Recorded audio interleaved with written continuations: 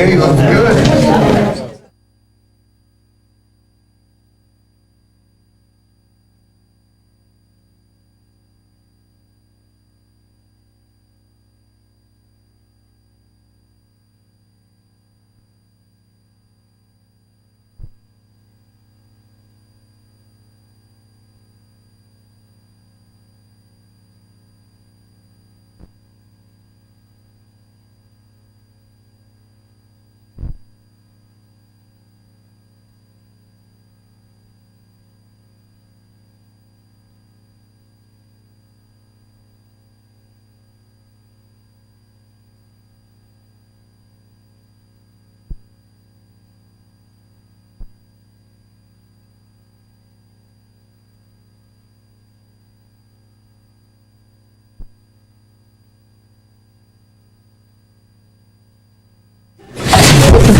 Perfect person. Yeah. I feel like I take up too much space up here, so just push me.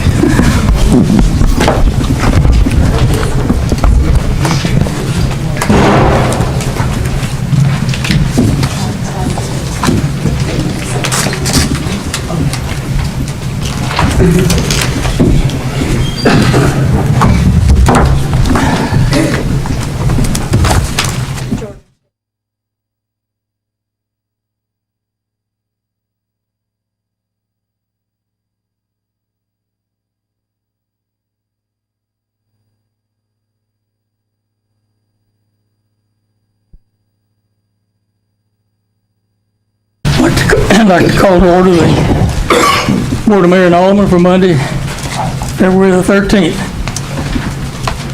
This time I'd like to ask Reverend Jim Norman, please come podium and deliver the invocation and then the pledge to the flag. Please stand. Let's pray.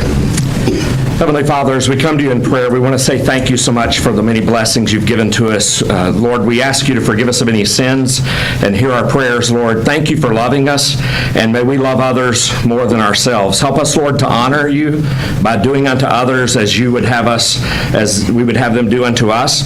Lord, we pray that you would help us to show the same kindness, the same love and mercy and compassion that you've shown to us. Let our love be genuine. Help us to hate evil. Help us to hold tight to that which is good and to honor each other. Lord, we pray that you'll be with our leaders, give them wisdom, give them discernment in all that they do.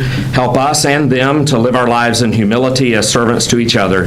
And Father, we just pray that you would be with them to make whatever decisions need to be made for the best for our city and the decisions that would bring honor to you. Lord, we pray that you would guard our thoughts, guard our words from evil and from our selfish desires. Lord, forgive us for where we failed you and others and ourselves. Give us a peace that passes all understanding. We ask for your blessings and your protection upon our first responders. Keep them safe as they protect us. Bless this city and all those who live in it.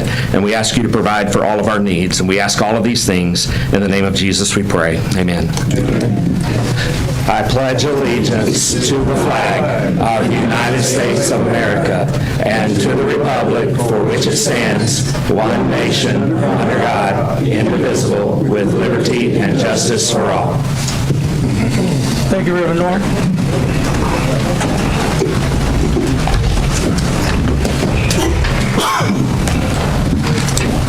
This time I'd like to ask the city recorder to call the roll. Yes. Mayor Noes. Present.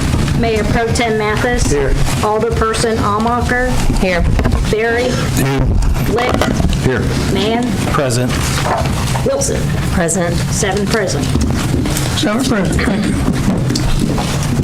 This time I'd like any citizens who have comments on any item that could come under the purview of the board, please come to the podium, state your name and address, and you'll have 3 minutes. I have Rosie Graham as signed here. Is that up to speak? Good evening. I'm Rosie Graham. I live at 205 Lakewood Drive in Tullahoma, and thank you for allowing me to speak to you this evening.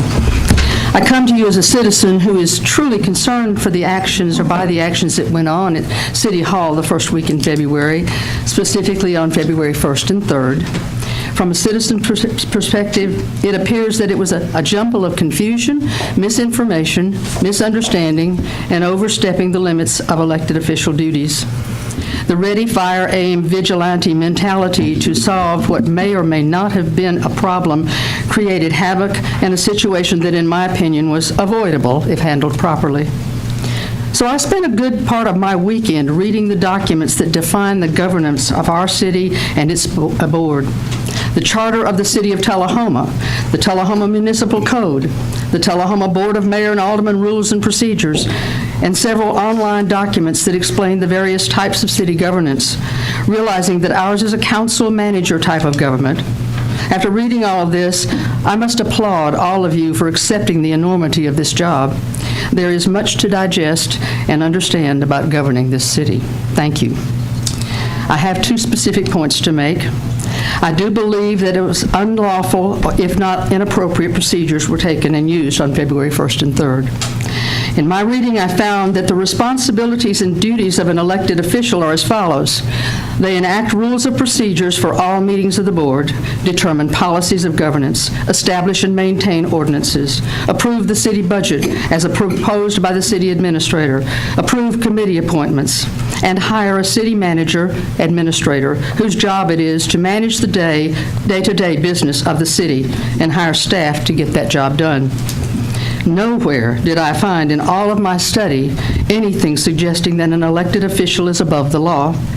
Instead, being elected official gives you responsibilities for meetings and processes, not rights and privileges, unlawful, and beyond that of every other citizen. This places you in a position to hold lawful and accountable practices for your constituents. I believe that you did not adhere to the proper lawful procedures to address the situation that occurred. There is a municipal code that provides procedure of investigation when inerrancy might be found. This was not used at these proceedings. My second topic of concern is agenda items that I don't believe are in your purview. I believe that agenda items 2333, 2334, 2335, 2336 are not within your jurisdiction for approval under your current governance type, and they should not be on your agenda. Section 6.1 of your rules and procedure states, this policy is to establish a system to clarify that individual board members, including the mayor, should not be providing direction to staff, excluding the city administrator and the city attorney, both of whom report directly to the Board of Mayor and Aldermen. Direction to the staff should only come through the city administrator. Point of order. Thank you for your time, please. All right. Thank you, Ms. Thank you for your time. Next up, I have Susan Harris.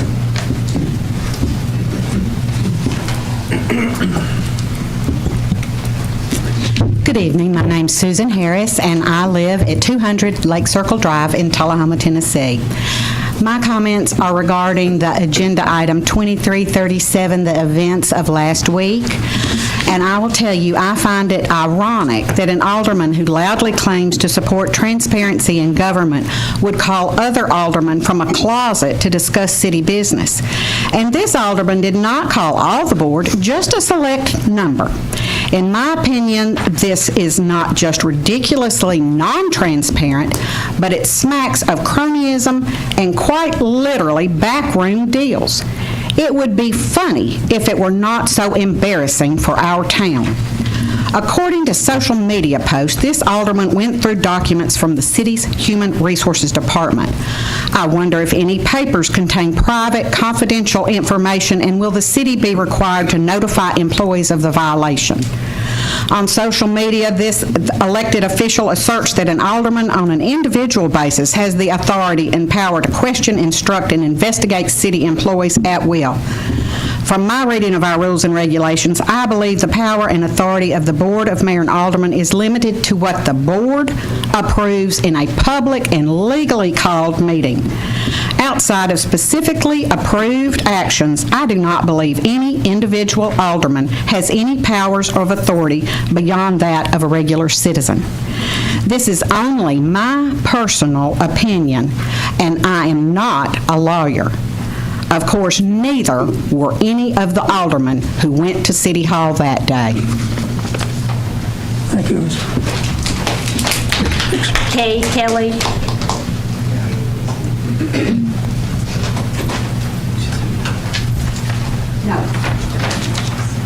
You're going to pass? Kay Kelly, pass? Okay.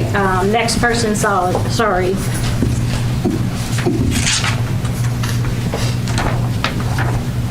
Traversa? Is it Doug? Traversa. Yes, sir. Doug Traversa. Thank you. My name's Doug Traversa. I live at 117 Kings Ridge Boulevard. A little bit of background before I get to my point. I served in the Air Force for 20 years. My father served in the Air Force for 20 years. I've lived all over the country and in a couple foreign countries, including one that was at war. And of all those places, I chose Tullahoma to make my home. It's the only place I've ever had roots, and I love it dearly. After retiring, I became a minister, using my GI Bill to go to seminary, and was for about 10 years minister at the Unitarian Universalist Church here in town, right across the street from CRC Recycling, if you don't know where we are. And in that time, I had the pleasure of getting to know Costa Bryce, and that's why I'm here, because her character has been attacked, her ethics have been attacked, and I'm here to stand up for her. I've seen her in action. I've seen what she does, not what she says, what she does to prove her character is above reproach. I was stunned to read in the newspaper that she is accused of having a hit list. And while I can't read people's minds and hearts, I would be absolutely shocked if this were true. It is amazing the amount of bitterness, vitriol, hatred, anger that I read about in the paper week after week. And mostly I just don't want to look at it. But when a friend is attacked, I have to come up here and say something. Costa Bryce doesn't deserve what she's been going through lately. She certainly shouldn't be put on administrative leave. The notion that she's hiding something, again, would shock me if it were true. And I'm simply here in this small, faint hope that what I say might have some impact on some of you, because I think most people have probably made up their minds already, but maybe not. But maybe my words will also inspire some other people to run for office next time election comes around, to see that they can make a difference also. I don't have to go by what Costa has said or claimed. I've seen her in action year after year. I know she's a person of the highest integrity and ethics, and you should be very pleased to have her working for the city in human resources. And it just breaks my heart that she's being put through something like this. And I know it's rough on her. And I hope you'll take all this into consideration as you go through your deliberations this evening. Thank you. Thank you. Next. Next up, Rupa Blackwell.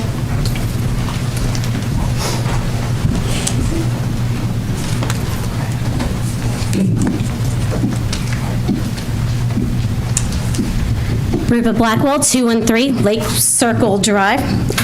Mayor, Aldermen, thank you for the opportunity to speak this evening.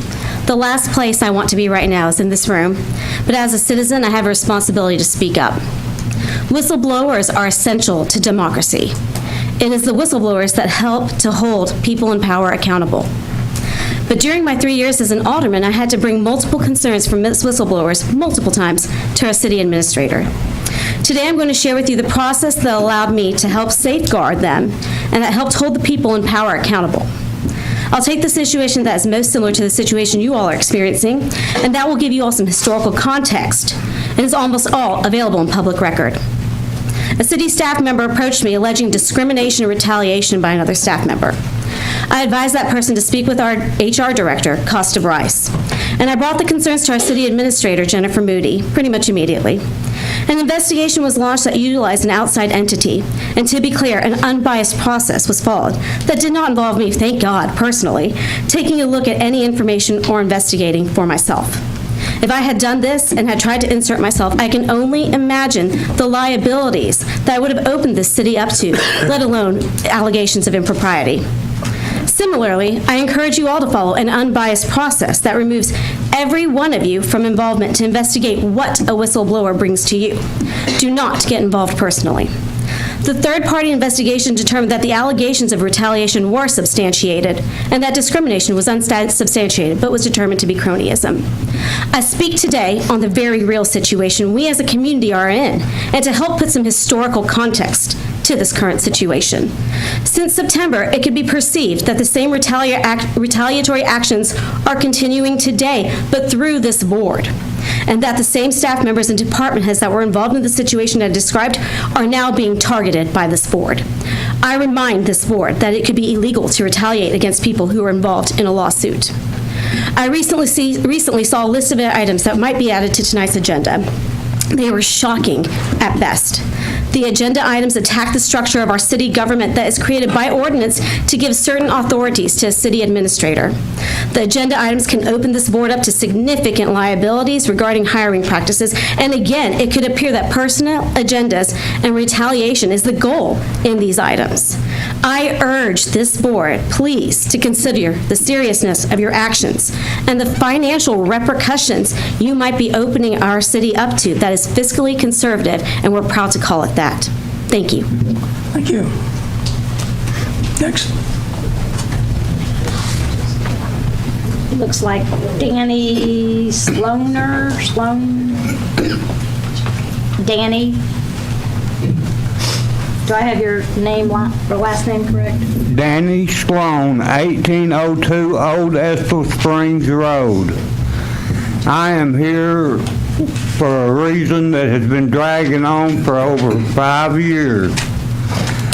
The land I bought had a pretty old trailer on it, and I bought it to remove the trailer and put another one on it. Okay, I went and put money down on the trailer, and the mover went to get a permit, and the zoning lady said it was rezoned to commercial. Okay, I went to a realtor, and the realtor found somebody to buy the property to where I could buy a different place. Well, then they told me it had been rezoned to industrial. I've been going through this for 5 years. The trailer I live in is old, and it is getting older. The more repairs I make, the more repairs is needed. I live on a fixed income, and the last time I talked with Mary, she said everything was on hold, that it could be on hold for 2 years. All I want is a definite answer. Now, I don't know how I couldn't have got some kind of letter in the mail saying it was going to be rezoned, because when I bought it, it was residential.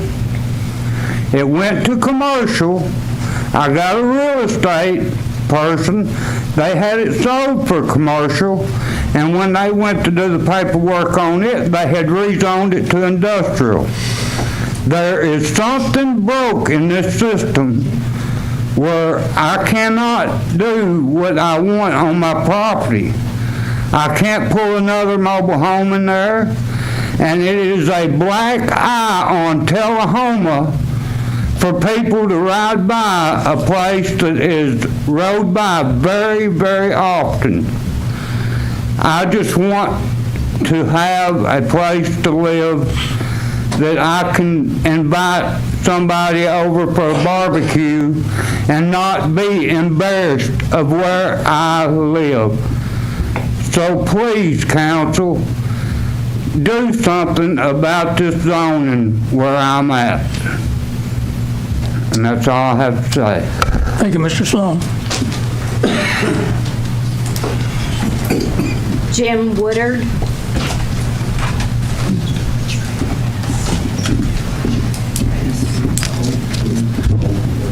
I'll get my 3 minutes started here. Mayor and fellow Aldermen. Mr. Sloan, I appreciate you coming to the board and speaking your piece, and that might be the best introduction for me. When I was an Alderman for 6 years, it was helping people like Mr. Sloan is what I thought my position as an Alderman should be. Not trying to sneak down the hall at city government and go through files, but try to help people like Mr. Sloan. That's who I got elected to try to help and to work with. My name is Jim Woodard. I'm at 2011 North Jackson Street. I am a past city alderman, 2 terms, 6 years. I've been a past Chamber of Commerce president. I'm a business owner. I'm involved in the North Cape Mall Development Project, and I have really needed City Hall for many years.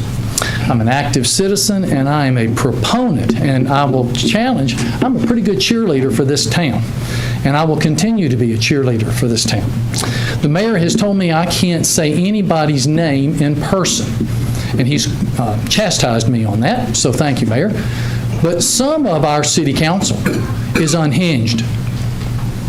Unhinged. We've got a blessed community.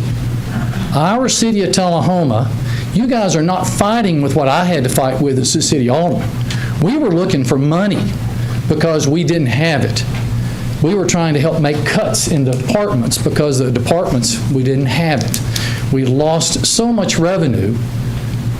And here you guys, if you don't mind me saying the word guys, is you are blessed with revenues and earnings and sales tax collections. The base is announced that they're going to put about $3 billion in out at the base, looking for employees and people and personnel to come into our community.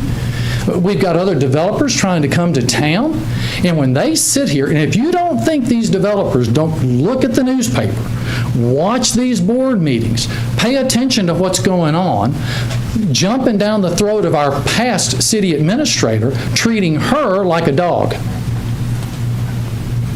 I think it's immature. I think it's unhinged.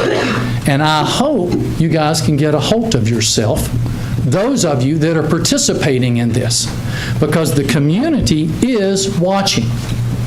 And they're paying attention. And the ones that are paying the biggest amount of taxes are embarrassed by the demeanor of this board. Not all of the board, but certainly I think we know who it is. Thank you. Thank you, Mr. Woodard. That's all that I have signed up. I didn't know I needed to sign in. Can I get my 3 minutes? Thanks. You're recognized for 3 minutes. Greg Sandlin, 106 Albemarle Drive. First, I want to thank you all for your service, Board Mayor and Alderman. I've served on this board, and it's not an easy job. I want to start with a verse out of Philippians. Therefore, if there's any encouragement in Christ, if any consolation of love, if any fellowship of the Spirit, if any affection and compassion, make my joy complete by being of the same mind, maintaining the same love, united in spirit, intent on one purpose. Do nothing from selfishness or empty conceit, but with humility, consider one another as more important than yourselves. Do not merely look out for your own personal interests, but also for the interests of others. Have this attitude as Christ had. Your government is of God, ordained, and those in authority are servants of God. The Greek in Romans 13:4 calls government authority servants, or diakonos, which is the same Greek word used for deacon or minister. And this passage calls for humility, it calls for service above self, and serving as an alderman is a noble calling. And I honor anyone who steps up to try it. Lately, though, when I speak with or am approached by leaders or neighbors, I hear the following descriptions of our town and of this board: embarrassing, volatile, unpredictable. Last Saturday, I heard laughingstock. And I know for a fact, in speaking with area developers, that this has pushed commercial and residential development away from Tullahoma. So we need you to do better. We need you to lead and set an example in your behavior and your ideas that you bring to the city. Next topic is future growth. The 2040 plan got killed.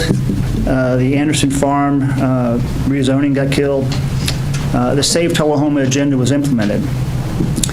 But I just want to voice, we cannot let Tullahoma become predominantly a retirement community. We want it to be that, but we need it to be other stuff too. And as Jim Woodard mentioned, there are hundreds of millions of dollars coming to AEDC for hypersonics testing, development, and upgrades. Hundreds of millions of dollars in the very near future, in the coming weeks. So AEDC will be hiring good paying jobs, smart people, engineers and craftsmen that you want to have as neighbors. I mean, they have to pass a security clearance just to get through the gate at work, and these are good people. So they're going to need apartments and first-time home buying opportunities. And this board needs to work out our zoning and planning debacle. It's a mess right now, and we got to work that out. So I just we call ourselves now an aerospace center of excellence. Let's strive for that and not be a museum of aerospace history. Thank you. Mr. Hanley, anyone else need to speak tonight? Please come forward and state your name and address.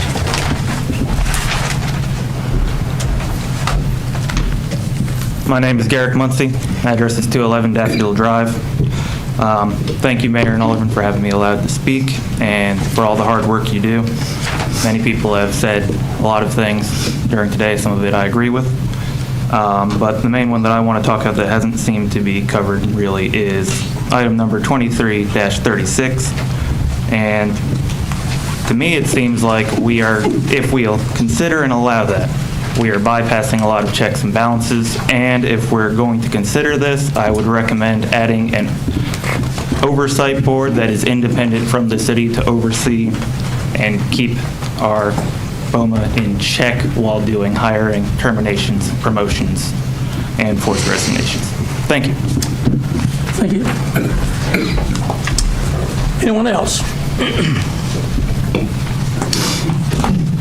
Seeing no one else, I thank all the citizens who have come tonight to participate in this process. If you're looking at your agendas tonight, you see that we have under proclamations and special presentations. We have there Ms. Hannah Rogers from Municipal MTAS, Municipal Protection Advisory Service. In that is an agenda item that's later on tonight on the agenda. I'd like to defer that, Ms. Rogers, until we get to that point in the agenda. Without objection. Going on down to the approval of the agenda, and under approval of the agenda, we have one item that's to consider the addition of items proposed by Alderman Amacher, and those are items on your items number 23-32 through 23-38.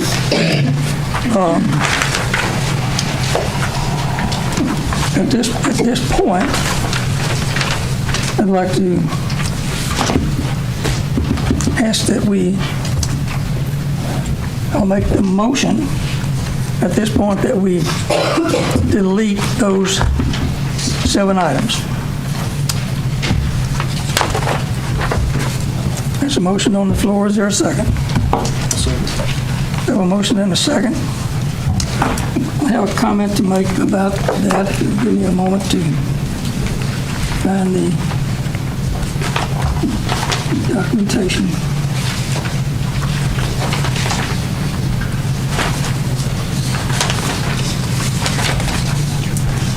Last one. Those agenda items number 23-32 through 23-38, were submitted to the city administrator by Alderman Amacher on Wednesday, February the 8th at 3:18 p.m.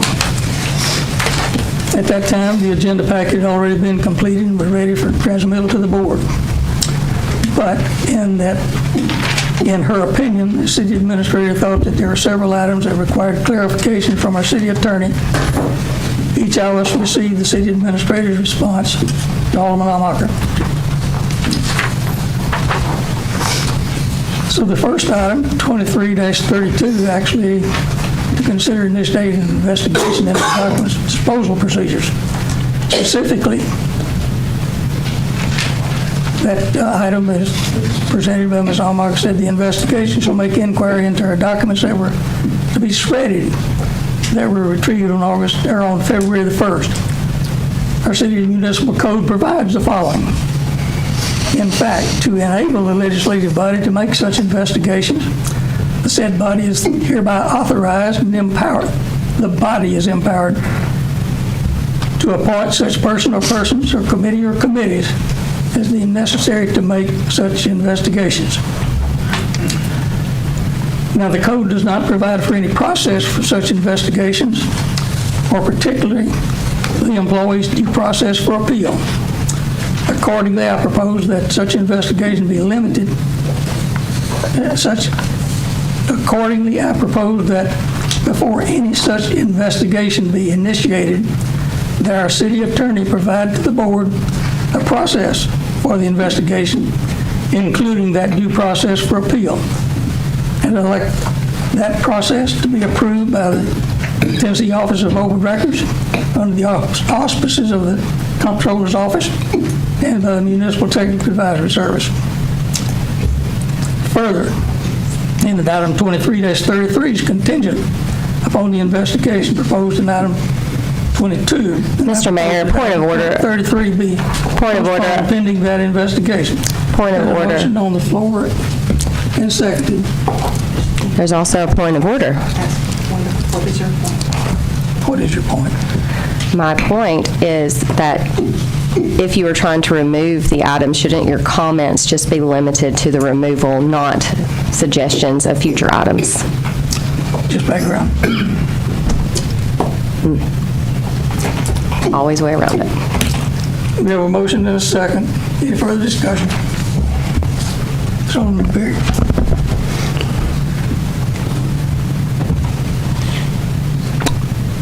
I seconded this because I want no part of what's happening here. The liability that we have opened ourselves up to. There are rules and procedures in place for this, including whistleblowers. There are things to do. I didn't know what it was originally about. I didn't find out until listening to a Facebook Live what everything was about.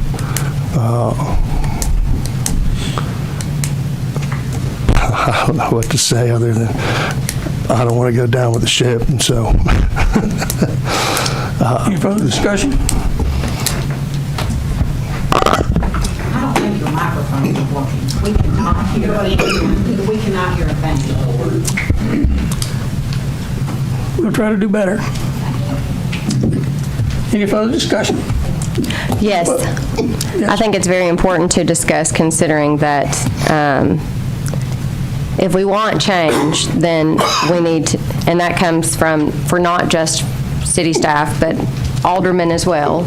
If you want it to be handled differently, this board would like for it to be handled differently, then the only way to establish that change is to have the discussions and to do the investigations and to make sure that we are being held publicly accountable, which is why I don't mind the criticism.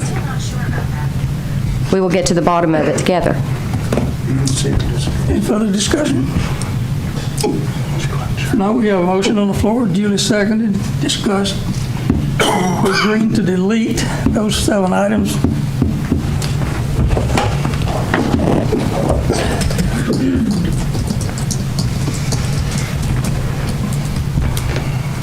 Make sure you vote, because I just flipped it to vote, sorry.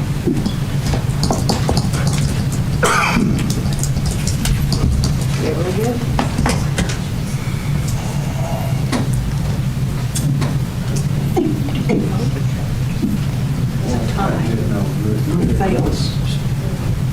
I voted.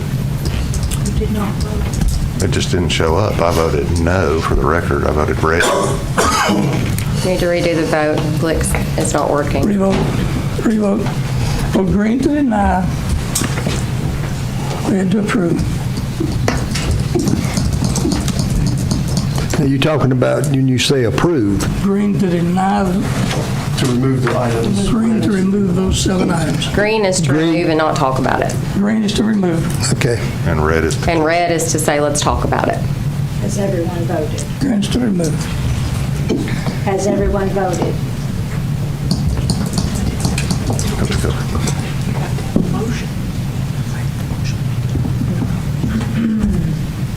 He made motion second. I know. This is about each content.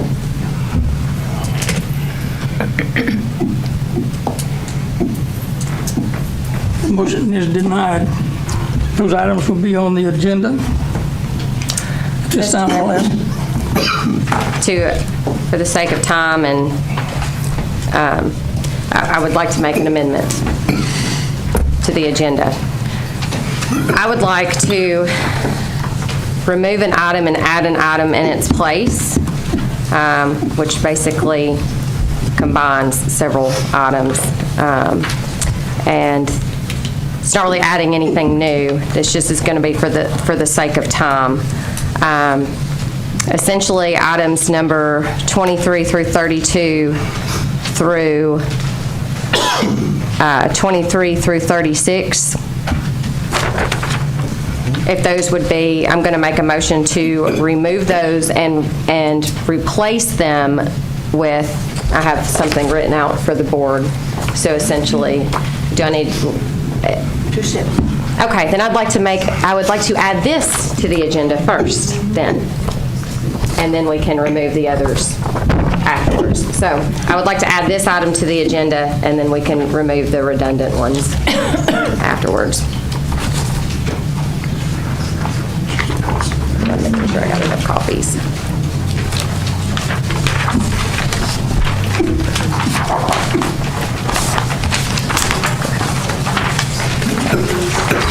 There's my copy.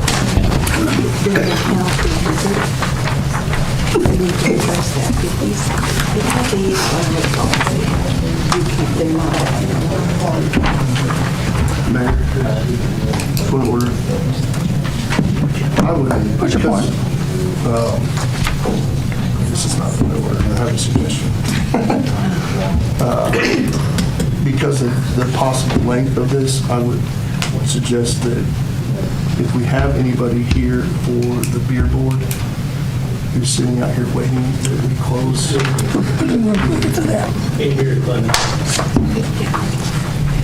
Mr. Mayor, we've all come to listen to you all. Is there any way you could adjust your microphone so we can hear everybody? None of us can hear a word. Can you hear me now? Barry. Is Austin here? Mics don't seem to be working. Can you hear me now? Yeah. I just want to eat it.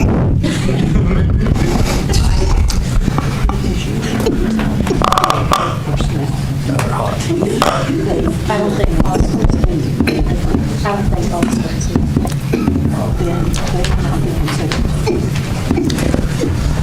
Okay, we'll try to get our microphones where you can hear, because we do appreciate you being here.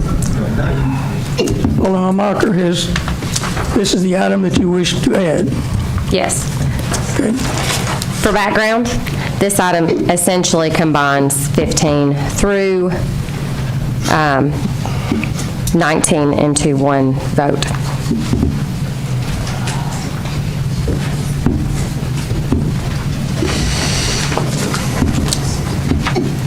She's adding down to the agenda, and it becomes what item?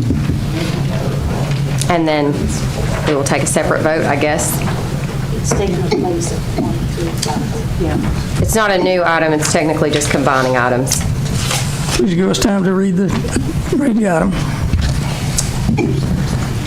City Recorder, do you have a copy of the item to be added? Yes, I'm going to put agenda item number 23-39 as the number. And I'll put perhaps summary of procedures.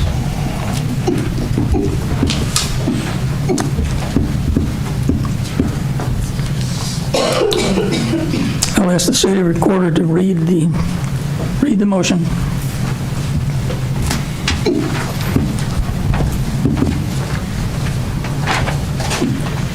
per Municipal Code 1-210, the City of Tullahoma shall launch an internal investigation into possible violations of policy or the law. The board may request the assistance of the Tennessee Comptroller of the Treasury, Tennessee Bureau of Investigation, and/or independent auditors. The city attorney shall bring the board a recommendation on any forensic auditing services that might add to the investigation. The city recorder shall be the point of contact for the day-to-day oversight of our internal investigation. The alderman shall be advised on any and all information about operations and information pertaining to the audit and investigation. The investigation shall make inquiry into the documents that were to be shredded and subsequently retrieved on February 1st. The actions of any and all employees that were to be shredded, The investigation shall make inquiry into the documents that were to be shredded and subsequently retrieved on February 1st. The action of any and all employees involved and any other related occurrences. The city attorney shall investigate as to any and all municipal codes or personnel policies that were violated and present a full report to the Board of Mayor and Aldermen. The auditors and the city recorder shall present a qualified document retention plan to be implemented and followed by all city staff. During this investigation, the city administrator, interim, shall place Costa Bryce on paid administrative leave effective immediately pending the investigation. All keys or means of access in the facility shall be obtained from Ms. Bryce as well as any other city property such as computers, storage devices, or files. Ms. Bryce shall be instructed not to talk to any city employee until the conclusion of the investigation. In the interim, the city recorder's chain of command is to be the members of the Board of Mayor and Aldermen and not the city administration until further notice. Additionally, all hires, promotions, demotions, and termination of full-time staff shall be approved by the full Board of Mayor and Aldermen.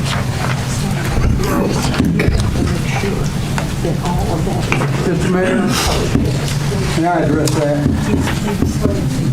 City attorney is recognized. Please come to the podium.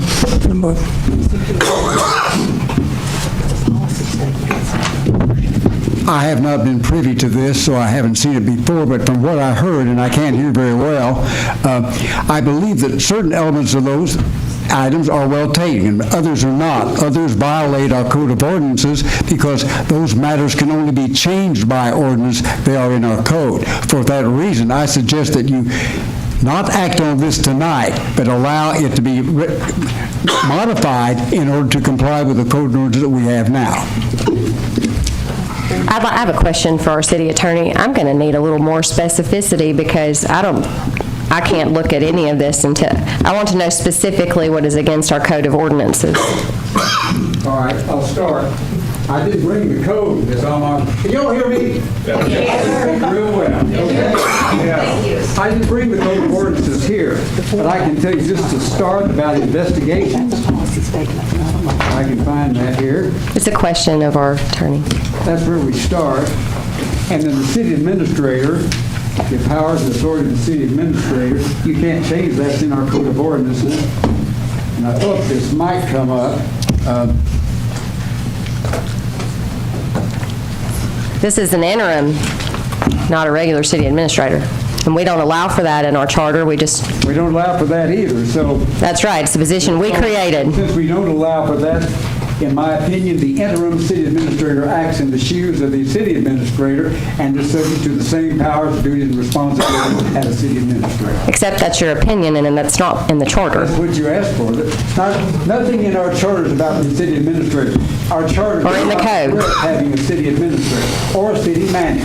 That's state law. But we have, by code of ordinances, adopted a city administrator form of government here, and that's what we have. Yes. Our code of ordinances is what governs, and the code of ordinances delineates the powers of the city administrator, which this particular provision that you're reading now does usurp, and so we can't follow it. I'm trying to find the section that I wrote over here because I thought it might arise under one of those issues. They can't. Okay. Wait here and good.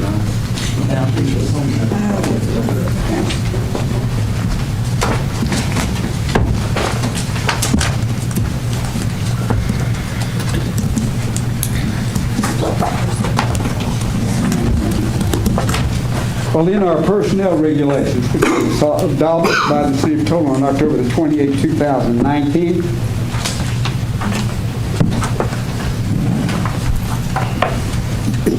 in section 1.5B, they have the responsibilities of the city administrator. The responsibilities of the city administrator include appointment and termination of all city employees, enforcement and application of all laws, provisions of the city charter and municipal code, and action of the Board of Mayor and Aldermen, including personnel regulations.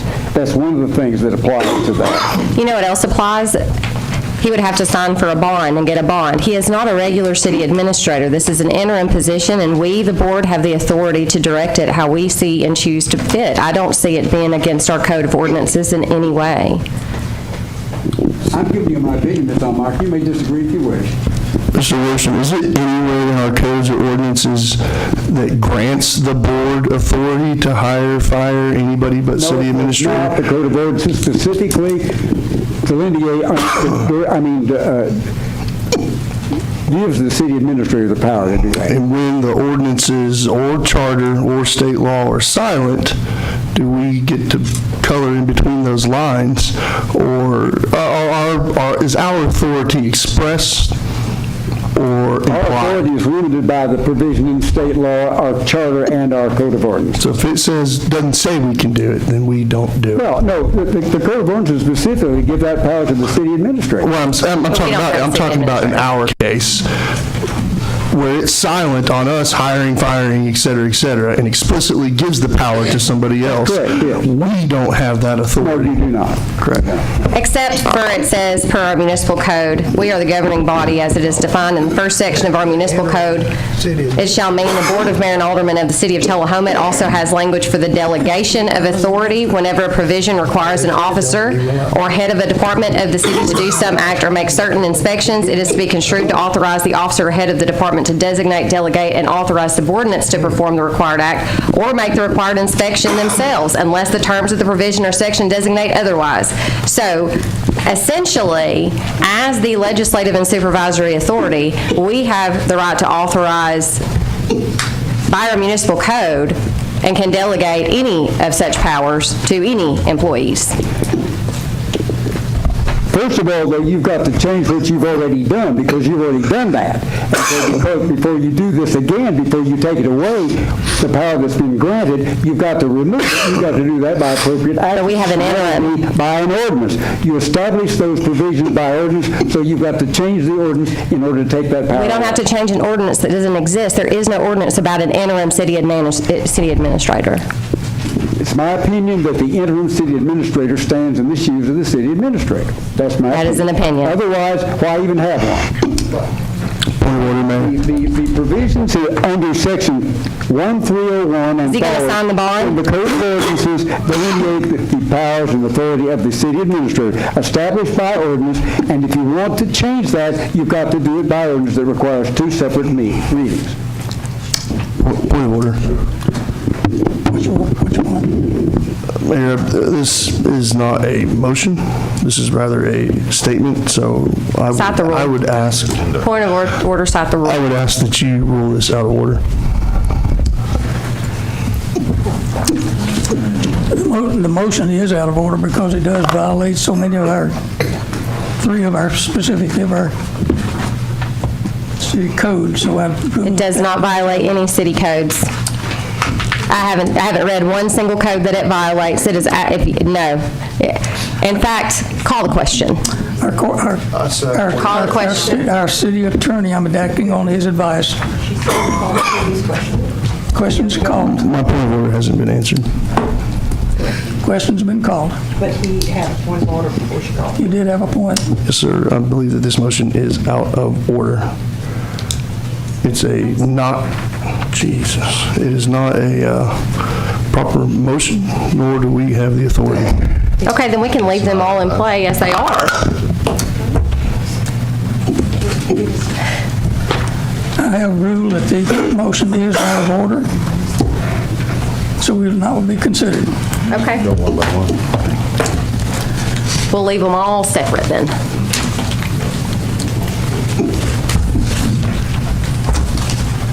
In that we're going to be considering these, and if we're on that subject, I would move that for the agenda, that we take those items 23-32 through 23-38 in order, and put them on the agenda at this point. It's already been done. They are on the agenda. But I'm moving them to now. Consider them now. We're to approve the agenda as presented, and we'll vote on approving the agenda, and I would like to, with that agenda approval, I'd like to move those 7 items immediately following. Immediately following. They will go into new business. I'm making the motion to change the agenda to consider those items at this point. We're on that subject now. Oh, okay, to go straight into that. Oh, okay. I'll second. Got a second? Any discussion on moving the agenda? Green for yes, red for no.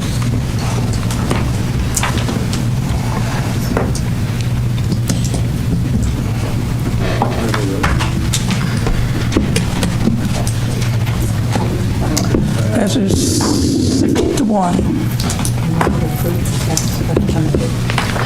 So that's the agenda. As a vote on the agenda, vote to approve the agenda as amended. Green for yes, red for no. Don't we take who made the motion to approve the agenda? I made the motion to approve the agenda. As amended. I just made the motion. Who seconded? Amaker. Motion by Noah, second by Amaker to approve the agenda as amended. Thank you. Green for yes, red for no.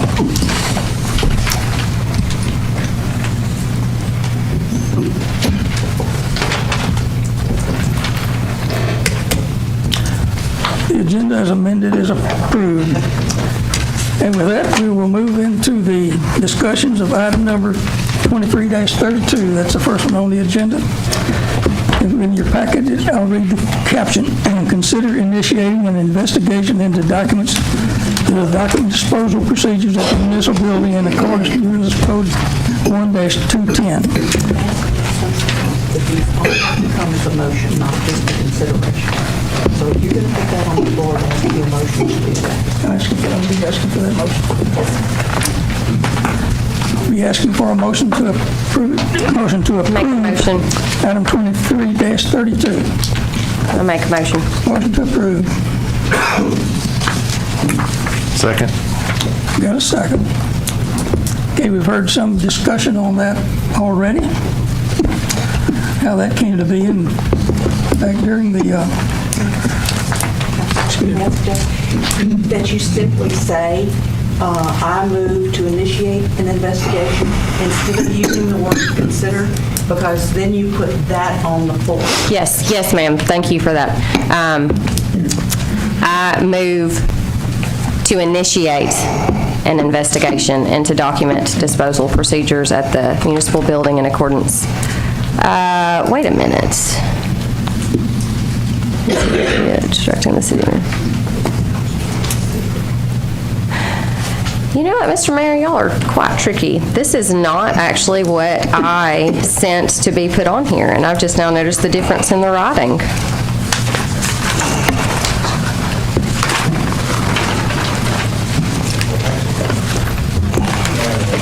Let me make sure it's not an issue.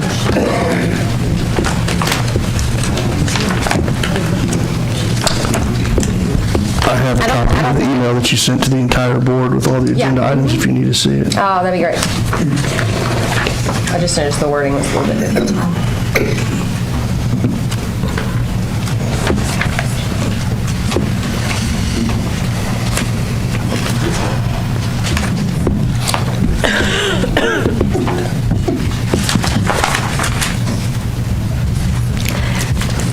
It's not quite,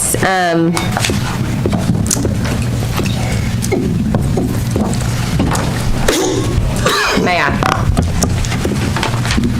I move to launch our own independent investigation by requesting assistance as well, and with requesting assistance from the Tennessee Comptroller of the Treasury into the documents that were to be shredded on February 1st and the actions of any and all employees involved.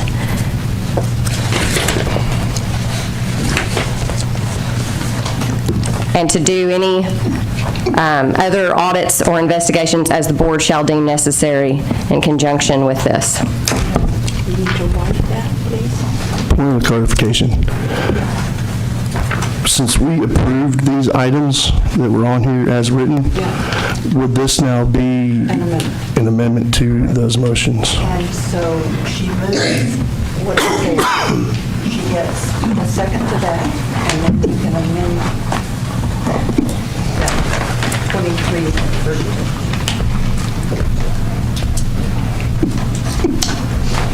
32. In fact, your request for the agenda, just for the record,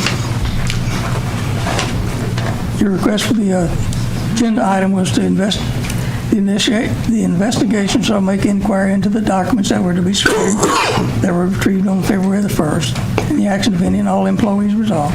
The city attorney shall investigate as to any and all municipal code and personnel policies that were violated and bring forth such information with the assistance of an. That's what you sent to Ms. Moody. Yes, this is not what I sent. This, I just now realized, I mean, this is basically just document disposal procedures at the municipal building in accordance with Tullahoma Municipal Code. There's not enough specificity. My motion that I sent to be considered had much more specificity, as did my agenda item here that created. I'm not sure that it makes a ton of difference, but I would like to make sure that the specificity is about these particular documents. Did she have a second? Yeah, I did just read. Yes. What you sent to Yes, Ms. Moody. that is fine. Yes, that is my motion, and that is what is on the floor. To amend it to that. Yeah, it should read like that. And I'll need a copy. The way I sent it to begin with, yes. I'll need a copy of that. If you get a second. It's on the floor. Get a second. Mr. Mayor, I have a copy of that I can read to you. We have it here. If you wish. I've marked on it so I can, but I can read that if you like. I just read it. He just read it. That is well taken. And we're making that, you've made a motion to amend. It's just more specificity. I think it will help us in the long run not to get off in the weeds. You've made a motion to amend item 23-32 to include the language that I just read, which is the investigation in making documents that were to be shredded. Yes, sir. Those words. Yes. Okay. A second to that one. You got a second? A second. Got a second from Ms. Wilson. Discuss the amendment. And the amendment was to include the words that the investigation shall make inquiry into the documents that were to be shredded that were retrieved on February the 1st and the actions of any and all employees involved. City attorney shall investigate as to any and all municipal code and personnel policies that were violated and bring forth such information with the assistance of an independent auditing firm.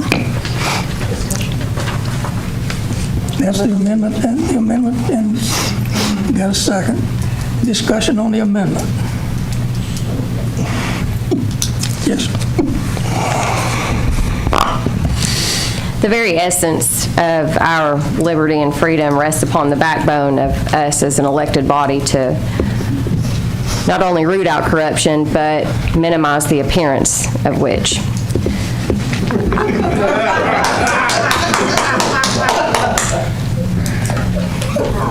You gonna? Please refrain from any outbursts. Please refrain from interacting with the board during deliberations. Thank you. So, with that said, I want transparency in this issue, and that is why I'm bringing it, and I'm bringing it not just to an executive session, I'm bringing it before this body and before the public. And I hope that we never have to do this again. Executive session, and it touched on anything we're talking about. It's totally illegal to discuss it. It's not we- Okay, we've got an amendment and we've got a second. We've had one person with discussion. Any further discussion? Go around. You seconded. You're next. I did. I would just like to say, for the record, that I have never worked somewhere personally that didn't have a shredding policy, and it was pretty elaborate policy. I mean, I know I worked for the banking industry and the medical industry, but there was always a policy where there was someone in charge of those records, and so I'm not saying that necessarily that there was any guilt in that, but what I am saying is that it seems like, and I'm not sure, which is why that I do think that we launch an investigation, that if there is a policy in place and if it's violated, and we certainly need a shredding policy, it's only common sense in place. So. Alderman Mann. I don't have any comments. Okay. I'll give you my understanding. Understanding that the Tullahoma follows the MTAS policy for document retention and document disposal. So MTAS has those guidelines, and that's the guidelines that we followed. Mr. Worship. Sir. Is there a policy in the city, is there a policy within the city ordinance that deals with shredding at all? No, sir, there is not. I think I understand, but I'm not privy to any information beyond this, that we do follow the MTAS retention policy. But to my knowledge, we have never enacted an ordinance or taking action to actually adopt that policy. So as far as I know, we have no shredding policy in Tullahoma.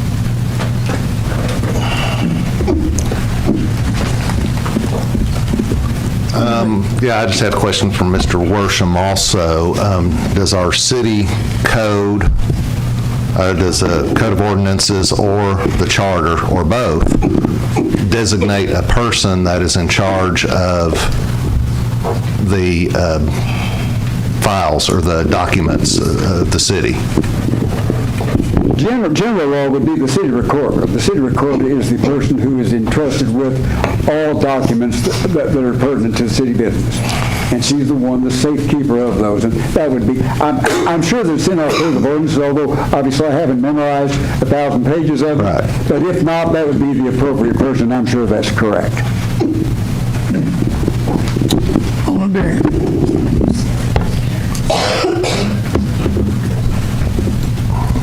I am still unclear as to what it is we're investigating, right? I hear that there is a whistleblower, and you named her, Ms. Rosemary. I would like clarification on what it is that we are investigating. We're just kind of opening the door here and saying, go at it. And then in some of these, we're saying, and no offense, but I don't think should be a part of it, is let's put the person who whistleblowed in charge of the investigation. That doesn't make any sense at all. So before we vote on let's do an investigation, what is it we are investigating? Can somebody answer? Yeah, I can. Who all got the call from the whistleblower? I know you did. I did. Just you? Nobody else? And then you contacted Jenna. No, he contacted the city attorney. First, Yes. and then you called Jenna about it. So you did talk to Jenna. Jenna, you talked to who else about it? I think right now, what you're discussing is really more for item number 20. So, do you want to launch an investigation? Let's talk about the investigation, because right now you're doing an investigation. So, do you want to launch one first? How about we launch one first? You talked about transparency and accountability. Point of order. Alderman Glick, what's your point? The point is, they're not supposed to be discussing, Alderman Barry's not supposed to be discussing back and forth with Alderman. I'll take it. You're right. You're correct. I'll take it. But I still have the question of what it is exactly that we're investigating. This just says investigating. Can we answer that?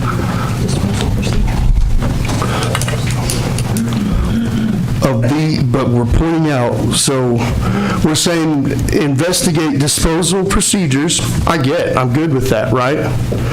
But we're not saying across everywhere. We're pinpointing one specific. We have shredder bins that are in use all year long. I'm sure you may have dumped some stuff when you were a department head. It may have happened. Not dumping in a bad way, I don't mean that.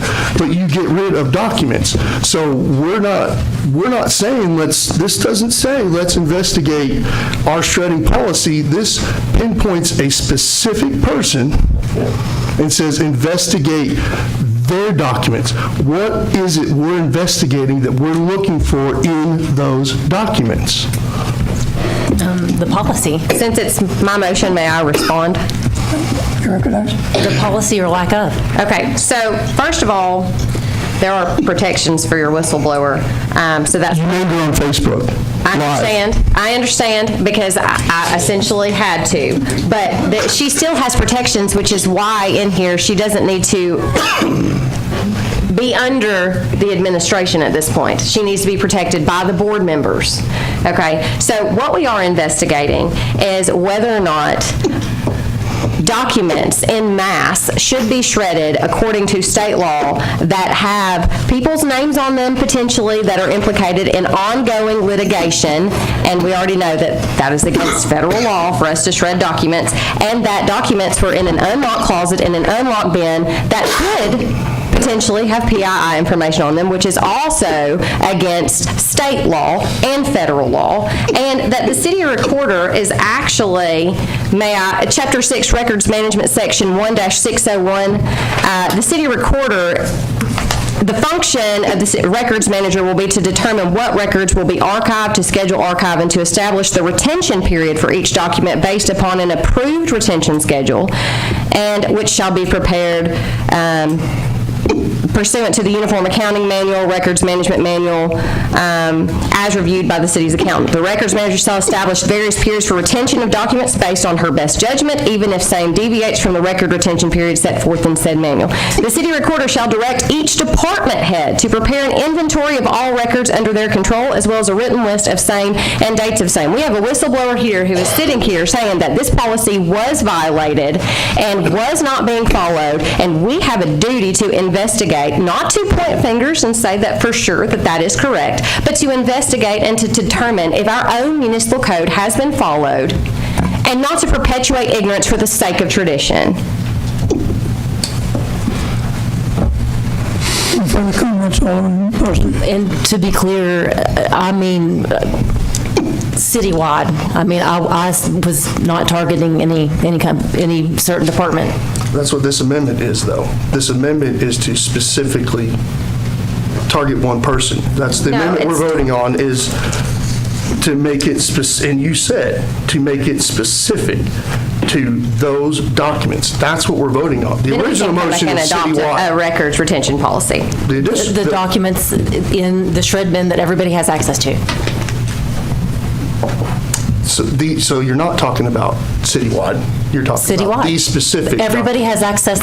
It was my understanding that everybody across the whole city uses two specific bins. Right, but you're one talking outside about and inside a City Hall. third That's not what we're voting on, Bobby. We determined that we were going to let the police department have access to all of those bins, all of the bins. We're talking about what we're voting. Not just the one. amendment right now. Can we clarify the amendment right now? And you don't. Listen, it is my opinion that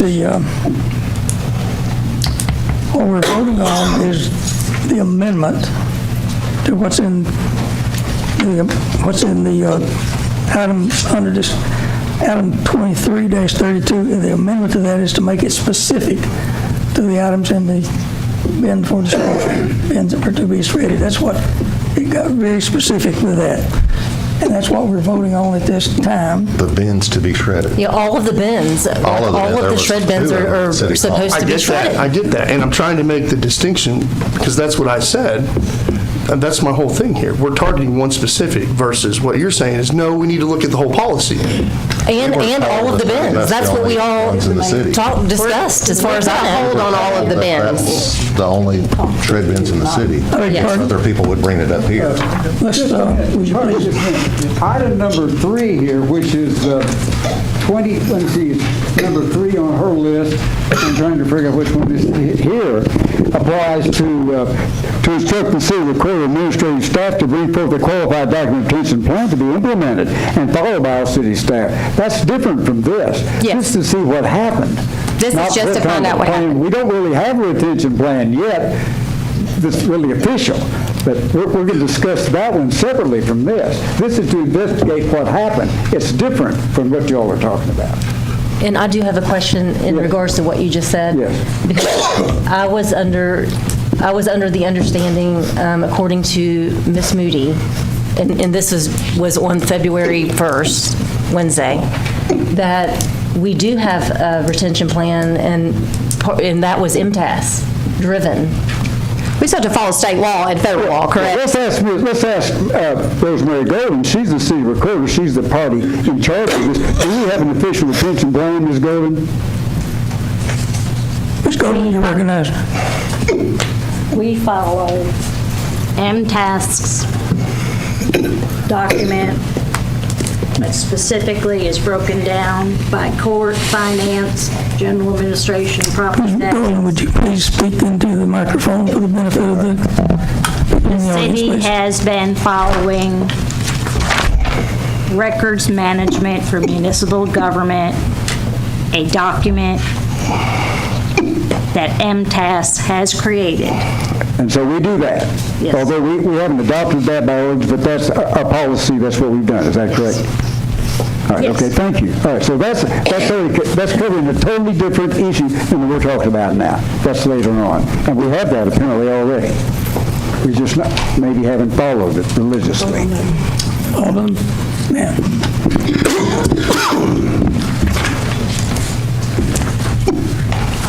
In that we have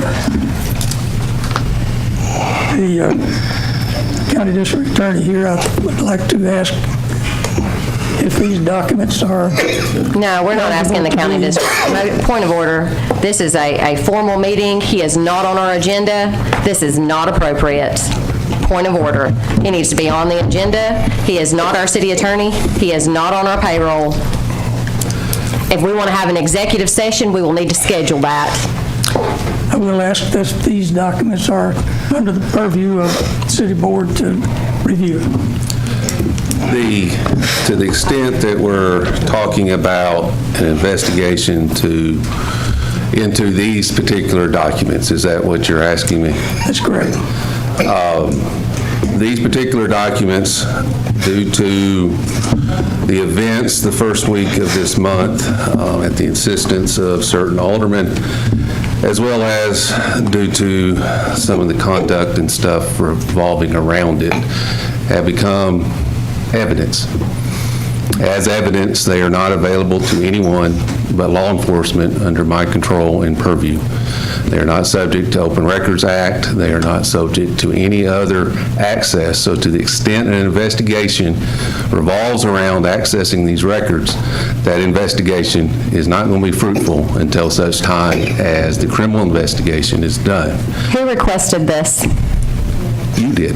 No, I did not. You asked for it to be taken into the control of law enforcement. No, alleging that specifically our city police department, and we gave her, actually 5 board members gave her the same direction. Ma'am, may I answer your question without you? Nobody called you. We did not call you. Can I answer your question without? You've got too many conflicts to be answering any of my questions. Is that a yes or a no? No, in fact, I'd rather you sit down, to be honest. In fact, point of order, can we take a vote to have this done in an executive session? Because what he has to say has too many conflicts for us to do it in this meeting. I've asked the DA one question, that is if these documents are being considered under this motion. These records are under our purview. These records were requested to be taken into control due to allegations of criminal conduct. Once that happens, they leave the control of this body. They leave the control of the city. Who requested it? Because we have to take a vote on that. You're meddling and interfering in a separate branch of government right now. It is within our municipal code to conduct our own internal investigations first. Ma'am, If you're on a point of order, then you need to have him sit down. Ma'am, I have been elected as the You are not elected in this city, and this is a city Board of Mayor and Aldermen meeting. Ma'am, I'm not going to educate you on the rule of supremacy, but I have been elected as the chief law enforcement officer of this judicial district, which includes... We are the chief legislative body of this judicial district, and we are not in your courtroom today. We are not in the district attorney's office today. We are in the City of Tullahoma Board of Mayor and Aldermen meeting. Ma'am, I've learned This something. is not appropriate, Mr. Mayor. If you want to keep going, he needs to sit down. Ma'am, I've learned something. Executive sessions, that's what these are for. Can I ask a quick question, Mr. Northcott? Feel free. I'm not sure I'm going to be allowed to answer. We have someone here who seems smarter than the rest of us. Let me tell this board that I am doing my due diligence in trying to get an answer whether this motion that we're dealing with right now is in order and to try to keep our city out of trouble. And if I can help with that, I've got a statutory obligation to answer questions related to public justice or public safety issue, criminal justice issues to this board upon request. I have a statutory duty to do that. You have a statutory duty not to violate official oppression laws, too. I just wanted, so if we wanted to have the comptroller's office come do an audit, would they be able to arrange that with you? They will have to coordinate that through me to the extent that I think it was necessary for their assistance, then yes, I could call upon them to do that. This isn't for your assistance. This is for our own internal investigation, and I don't see in our code where you can block us from doing that. Which is specific Let me refer to something that maybe will carry some weight as the Supreme Court of Tennessee. Tennessee versus Metro Government in Nashville and Davidson County. Tennessee Supreme Court in March of 2016 was dealing with a similar issue. This was dealing with the rape trial of the football players at Vanderbilt. Okay, you've already lost me. These facts are not even similar. Mr. Mayor, I call the question. Call the question. Marker, you're out of order. Please continue with answering the question that the board needs to hear. There was a Public Records Act request for records that were under the control of law enforcement. This is not a public records request. This is a legislative body's records request. He's violating the law. Hold on, Marker. Please refrain from interrupting the DA. Can we overrule the chair? Can I take a vote to overrule the chair and have this man sit down? No, you cannot. It's out of order. He's not on our agenda. He's not on our agenda. It is a subject that is under his purview. It is not under his purview. This is a city investigation that will not include his department. This is out of order. He is not on our agenda. He is not scheduled to speak, and I want to overrule the chair. Can I get a vote? Anybody want a motion to overrule the chair? You have a motion on the floor. You can't do anything else. Okay, call the question. Okay. We will not consider the question until we have gotten an answer to the question that's on the floor. You may continue, and continue without interruption. Thank you.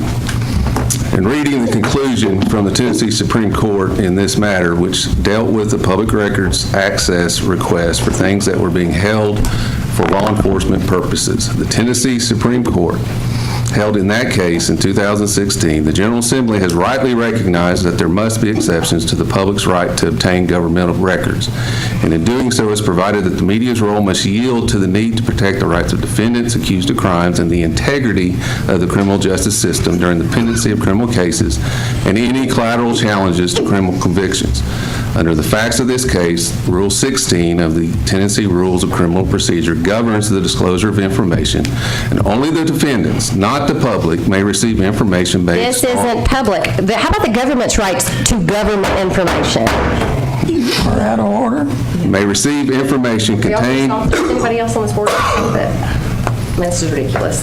may receive information contained in the police investigative files. We hold that, based on Rule 16, that petitioners have no right to the requested information during the pendency of the criminal cases and any collateral challenge to any convictions. My point in reading that is that the only basis for access to anyone, to any records, under the control of law enforcement is through a Public Records Act request.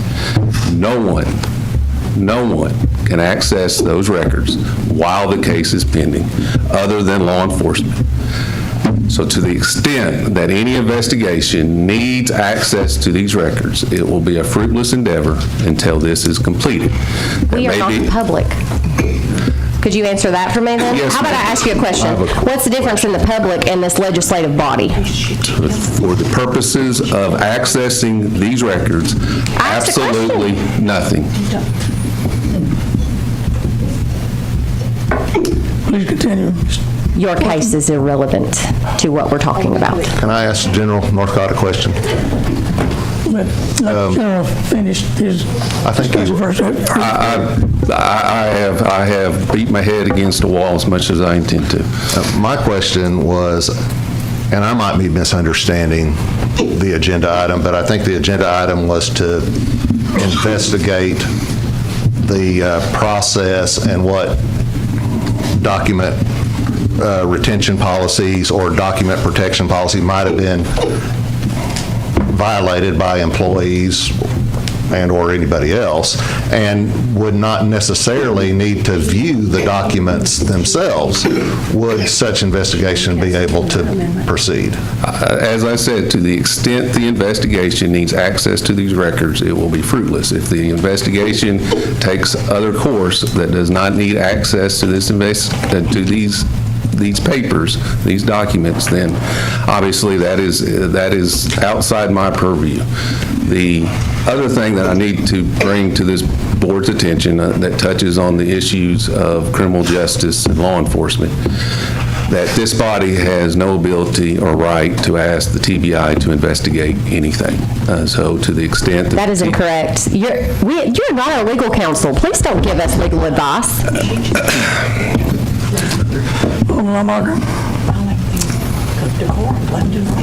This is not violating decorum. It's out of order. No, ma'am. Out of order. The fact that you're even sitting here is a violation. Out of order. Did you get your question answered? I'm happy to return in a month when this issue may no longer be a problem and we can have a civil discussion. Thank you. District Attorney, we appreciate your comments on that, and I think that will give us guidance on this issue. And what I heard from you is that this board will not have access to the documents that were... Not in the immediate future. That will eventually come under the purview of the Public Records Act request again when the criminal investigation, prosecution, and collateral challenges are completed, but they will be subject to all the restrictions of Public Records Act, which This is not public. This is not public. This is a legislative body acting. At this point, we have a motion on the floor with an amendment. The amendment includes what is in the caption of the agenda, plus an amendment that the investigation shall be with respect to the shredded documents that were retrieved on, not the documents that were to be shredded on February the 1st. That's the essence of the amendment. Call the question, vote green for This is the amendment, not the amendment. This is the amendment. Can I get clarification? So it's not what's here, right? It's what's there, but it includes So the amendment. so the amendment is, the investigation shall make inquiry into the documents that were shredded to be, nothing was shredded, that were retrieved on February 1st, and the actions of any and all employees involved. The city attorney shall investigate as to any and all municipal code or personnel policies that were violated and bring forth such information. That is the entire motion? That's the amendment. That's the amendment. That's the amendment. Can we, if this is saying inquiry into the documents, how can we, if we don't have access to the documents? We'll get access to the documents. Finish, please. I'll file something in court if we need to. Would the amendment still be valid if we're saying, let's make inquiry into the documents that we do not have access to? The DA indicated that it would be fruitless. That we couldn't access the documents, but we could investigate the process. Which is the original amendment. That's the original motion. The amendment is the documents, the original motion is the process. The investigation can still take place, and if we get roadblocked, then we can also take action to have this in court to determine if we are public or if we have exceptions because we are a governing body. And I say we conduct the investigation and we seek advice from the comptroller as to how to proceed with said investigation. Okay, we have the amendment on the floor. Seconded. Okay, so is what's on the floor is just to vote on the amendment, and then we'll go back to the original item, which is the investigating the process. That's correct. So if we vote, when we vote on this, we'll just be voting on whether to add the amendment. That's correct. And if we don't add that, then we'll go back and vote to investigate the process. That's correct. Is that correct? Okay. Amendment only. The amendment first. Vote yes to include the investigating the documents that were to be shredded. Vote green to approve that, and no, red for no.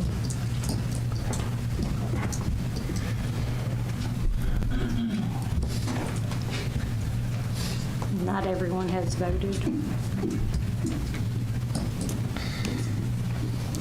My button's not working too good, is it? All right, you said you voted, yes? Yes. Okay, it's not showing up here, but that's Okay. fine. Let's try it. Huh. That amendment fails Voted no. 6-1. Now then, we have a motion on the floor, a motion that was made and seconded to instigating an investigation into document disposal procedures at the municipal building in accordance with Municipal 210. And there's no question about that this board does have, under section of our municipal code 1-210, the authority to do that.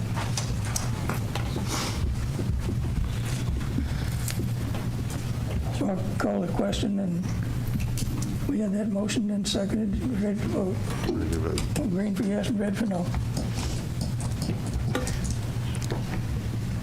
Everyone voted? No. Nope.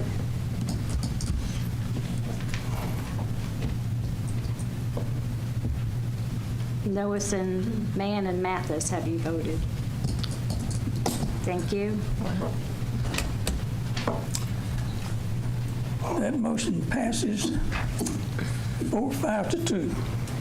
Point of order, Mayor. What's your point? I guess it's not a point, maybe a clarification.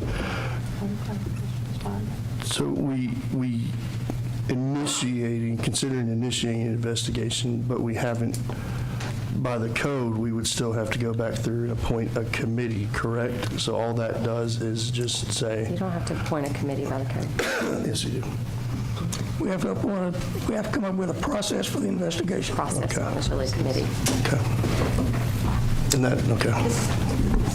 Initiate an investigation. So,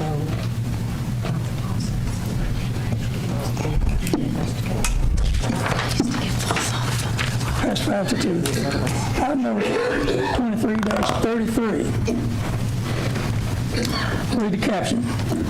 Consider instructing the city administrator interim to place Costa Bias on paid administrative leave pending, effective immediately, pending effective immediately upon approval of the pending investigation. Again, it is the motion is to instruct city attorney. I move to instruct the interim city administrator to place Costa Bryce on paid administrative leave effective immediately upon approval of the pending investigation. Well, and the investigation's already been approved, so.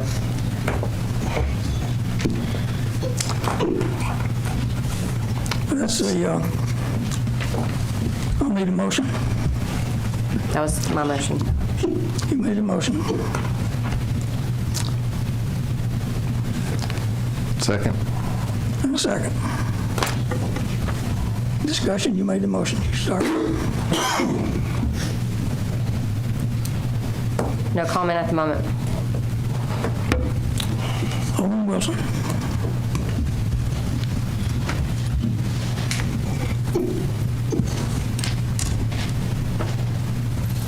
No comment. Do you have any comment?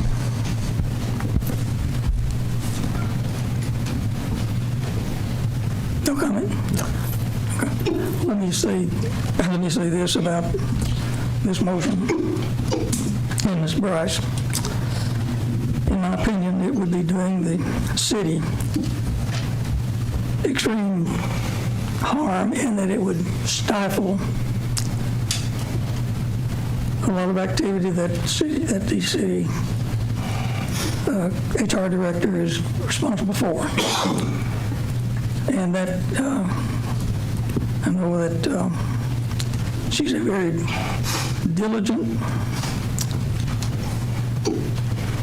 employee who has considered her position with utmost integrity.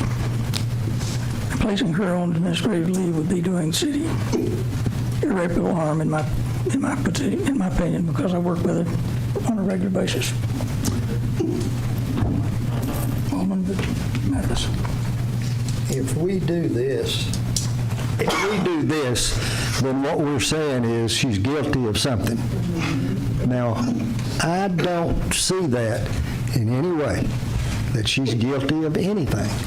Now, did we have documents that were left out? Or do we have documents that we don't know where they went? But now, I just don't see that.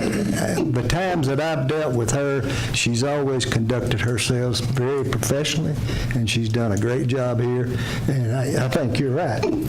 If we go against that now, not only are we going to give this city a black eye, but we're also going to give this city, people are going to look and say, hey, what exactly are y'all doing? And I just don't agree with it at all. The only comment I'd make is that this is no accusation of guilt. It's merely putting on administrative leave pending the investigation to determine if there is guilt. It's the only comment I have. It doesn't say that, though. I have the obvious question. What are we investigating her for? We already answered that. No, we didn't. What are we investigating? What are we accusing her of doing incorrect that prompts an investigation? To investigate somebody, you have to have a cause. You don't just randomly pick somebody out and say, let's investigate them. It's what item number 15 is. You have to, so we're accusing her of violating and let's be clear, no documents were shredded. All documents are still intact. And under lock and key, you're not going anywhere. But is that what we're investigating her and putting her on administrative leave for, is possibly violating the retention policy? My voice is cracking, I'm sorry. I'm not even gonna, I don't even need an answer to this question. I think this is ridiculous. And I think that we don't have, I would say, I don't know that we even have, like, where I guess where, she just made the argument that the city administrator doesn't have the authority of a full city administrator, so to do the hiring, the firing, and things like that. So I agree. I think our city administrator does, but she just made the argument that he doesn't have that authority. So I guess we agree with the rules when we want, and we don't, and we don't. We just kind of wiggle our way around. This is ridiculous. Point of order. I would like for the parliamentarian to keep her commentary as to the Robert's Rules of Orders, not to our municipal code. Parliamentarian, give me advice when I need it. Then I want one too, Mr. Mayor. If you're hiring, does anybody else want a parliamentarian to advise them? Because I want one too. You don't have the authority to hire a parliamentarian under our municipal code. Do you have any comments further about I do. I made a point of order, and it should be well taken, sir, based on our rules. Please address the comment that's on the I will now address the comments, but all we want to know is, did we destroy any sort of documents, or were we attempting to destroy any sort of documents that could subject us to further liability? Because when you are in potential lawsuits that implicate EEOC lawsuits, and you have an HR person or a city administrator who is literally a witness and also under investigation as being culpable in those lawsuits, and those are ongoing, then you cannot, by state law, by federal law, and these are policies that she would be very well aware of, dispose of any documentation. It would be evidentiary as to those lawsuits. So maybe she did, maybe she didn't. I don't know. All I know is there were mass documents, and from what little bit I saw, they were not appropriate to be shredded. And I think it did expose a gap that we need, but I think that there is enough for us to at least adhere to our own policies and investigate whether or not we have subjected ourselves to further liability. This is paid administrative leave. This is not, we're kicking you out the door and we're saying, don't come back, never come back, and we're not going to pay you, and we're not going to give you due process. I say we make sure we give, follow the personnel regulations, give due process. This is the first step in that, to even determine, and maybe the documents were fine to be shredded. Maybe they're well within, but let's determine that. The other thing is, we had PII information, according to them, I didn't see any, but PII information on the documents in an unlocked closet, in an unlocked shredder bin. And that in itself is a violation of the MTAS policy and of state and federal law. That is enough to put somebody on administrative leave pending an investigation. And if we don't do that, we're essentially saying, okay, well, the rules apply to everybody but a select few.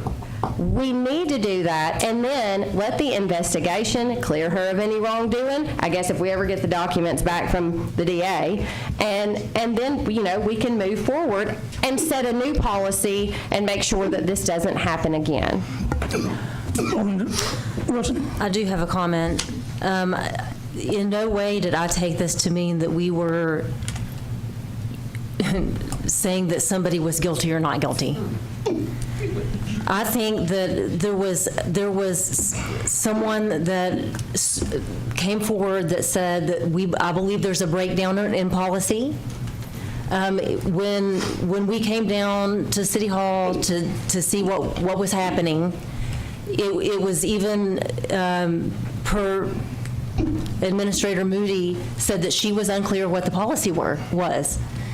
And I think that if there's shredding going on and nobody seems to know what policies are in place, what should be or shouldn't be retained or shredded, then that needs to be discovered. That there needs to be an investigation of what the policy is and if it's being followed properly.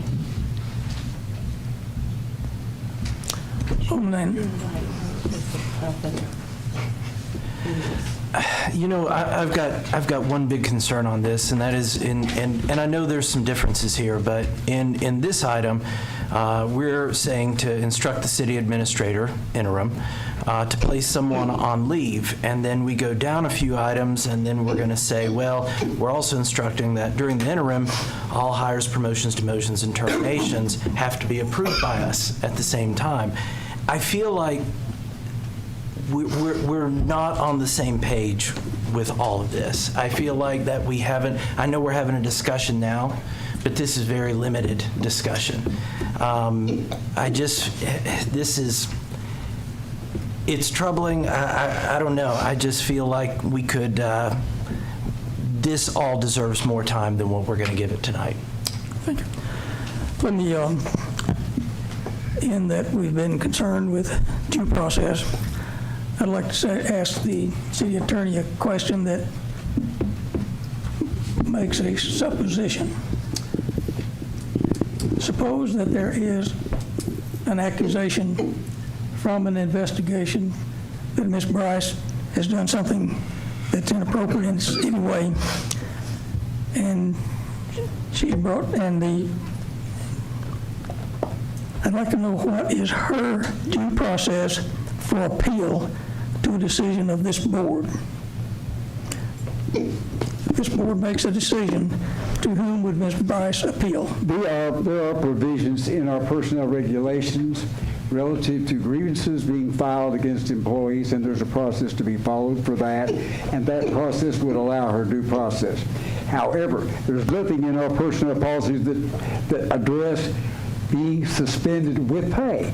That provision is not in there at all, so that I can't answer that specifically. But I would think, but I'm only telling you that, since it's silent on that, I think we would have to afford that due process, which is she would follow the same process that she would as if there were reasons for any other kind of infraction. And so she's afforded due process. Okay, let me... An appeal to the Board of Mayor and Aldermen, a full hearing where she can be represented by counsel and all that. Have a trial, in other words. Okay, I believe that's true. Let me get a clarification on that. Well, I have to check that to be sure, but we will not deprive her of due process, I assure you, Mr. Mayor. And I will investigate exactly how that should be done if you vote on this ill-timed motion. The question is, to whom would she appeal a board? To whom would she appeal regarding a decision of this board?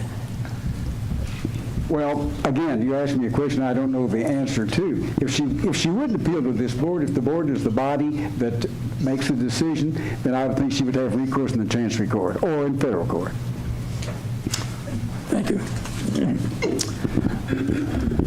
I'd certainly hate to see Costa Bryce, a 20-plus year stellar employee of this city. I'd certainly hate to see her have to go through that. Mayor? Okay, we have any other comments from, comments on Blake? I will reiterate, when you place someone on administrative leave pending an investigation, it is just that. It is, there's no accusation of guilt. It's to put someone on a leave while it is being investigated. If the investigation turns up nothing, that the employee has done nothing wrong, then the employee comes back to work off a nice paid leave vacation. If guilt is found, then the administrative procedure would start as far as having a predisposition hearing where she could present evidence, and then that due process starts that kicks in that Mr. Worsham was talking about in the personnel handbook. So this is not an ending, it's a beginning of an investigation and making sure that the employee being investigated is off and can't maybe taint the investigation in any way. So that's all that we're doing here. It's not an accusation. Any further comments? Mayor? Excuse me, we have an interruption, and I'd like to address our finance director. Mayor, I'd just like to maybe clarify for the board the fact that when you are talking about, as Alderman Wilson said, these bins and the policies on document retention do not just impact Ms. Bryce to single her out. This is the policies that we all follow at City Hall, are the MTAS policy, even if it is not well clarified. And my department is probably the other department that does have the most sensitive information and does follow record retention schedules. And I don't think I don't feel that singling out Ms. Bryce for whether or not our policy is well defined is appropriate. I mean, to me, I think it's more far-reaching. She's not the only one that handles records, and not the only one that is having to follow individual department MTAS requirements. We all do that. I appreciate that input. It's a wise counsel. You want to continue your comments, Alderman Barry? What makes all of this difficult is, my personal feelings for Ms. Bryce, whether I like her or not, whether I think she's doing a good job or not, don't matter when I'm sitting here, right? I don't know. The problem here is that the waters were muddied because the original process for doing this stuff was not followed. I don't mind saying, Alderman Mann called me 3-4 weeks back and said, I've got a situation. He knows that I don't talk details of stuff, and he didn't ask me to talk details of stuff. But he did ask what my advice would be on the process to follow. When an employee comes to me with something, and stop me if I'm wrong, if I misrepresent what I said. Number one, you stay away from it, because we don't have the liability coverage, and that's why you have a city administrator who is bonded. And when I say stay away from it, I don't mean ignore it and put it in the closet and leave it alone. I mean, there are processes in place by the state of Tennessee, by the city of Tullahoma, that you follow when there are grievances. What should have happened is, if there was a concern, that concern should have been brought to the department head. If you can't take it to the department head because you don't trust or worry, then it should have been taken to the city administrator. If you can't go to the city administrator for whatever reason, we have an ethics officer if it's something that you believe has violated ethics. If it's not something there, I would always seek advice there. Then if it has to do with documents and fraud, abuse, or whatever, the comptroller's office. That's what I did. I contacted the comptroller's office, not just about that. But where we're at now is because of overreach, and it's difficult. We can't just leave out what we heard on. I think it was kind of given away here. We talked about throwing away documents that are possibly tied to an EEOC matter. Right? And then you listen to the context in the Facebook Lives that we had. In the context of those lives, it says, quote, if there could be information here that is related to my lawsuit, okay, meaning that the board member was Kurt. If there's information, I don't want to do anything, and that's applaudable. I don't want to do anything that my attorneys would not want me to do. I applaud that. But the problem is, we had an alderman walk into, and let's not forget that unlocked door was behind locked doors, right? So it wasn't just open to the public for anybody to go in, but we had somebody go into that room who should not have been in that room. And if we're concerned about some of those documents being about a case that the city, in creating liability for the city that involved an EEOC law case, then when we're in those closets, looking at those documents, we shouldn't have been on the phone with that person who these documents could potentially investigate. So the problem with all of this is the waters were muddied. So I don't know whether something's wrong, something happened wrong. You're way off the point. I don't know whether something isn't relevant to whether something happened or not, and I'd like to get to the bottom of it, but the problem is right now we can't. So what I would suggest that this board do is what somebody said earlier, and we step completely back from this and we look at an independent third party to handle all of this that doesn't involve us. Because Point at of order, this is not because relevant at to this. Because at this point, Mr. Alderman Bay, would you please restrict your comments to the motion? they are. That's two. These are to the motion. We're considering placing Costa Brive on administrative leave. We should have nothing to do with that item. It's creating liability. It's going to open the door. She's not going to come to this board and ask for us to reconsider. It's going to be a lawsuit that we created. And, you know, there are cases when you're acting outside of your duties and you act outside of the law where you're not covered by the city's insurance. So they're coming after you personally. I don't want to be in that position. She will not. We will not be subjecting ourselves to liability on a paid administrative leave. There will be no damages. She's getting a paid vacation pending an investigation. Also, just because it was behind one locked door, is your personally identifiable information accessible by all the other employees? No. And the difference is, I'm not an employee. I'm not some random person on the street. I am a duly elected official who's taken an oath, signed a code of ethics, and everything that is to be done. We have executive privilege. So first of all, I was only trying to determine what it is I was looking at to determine if these were the documents in question by the whistleblower. That is it. Once I figured out that's what it was, I asked for them to be taken immediately out of the hands of this administration. Now, the pushback on that was also very insubordinate by this staff member.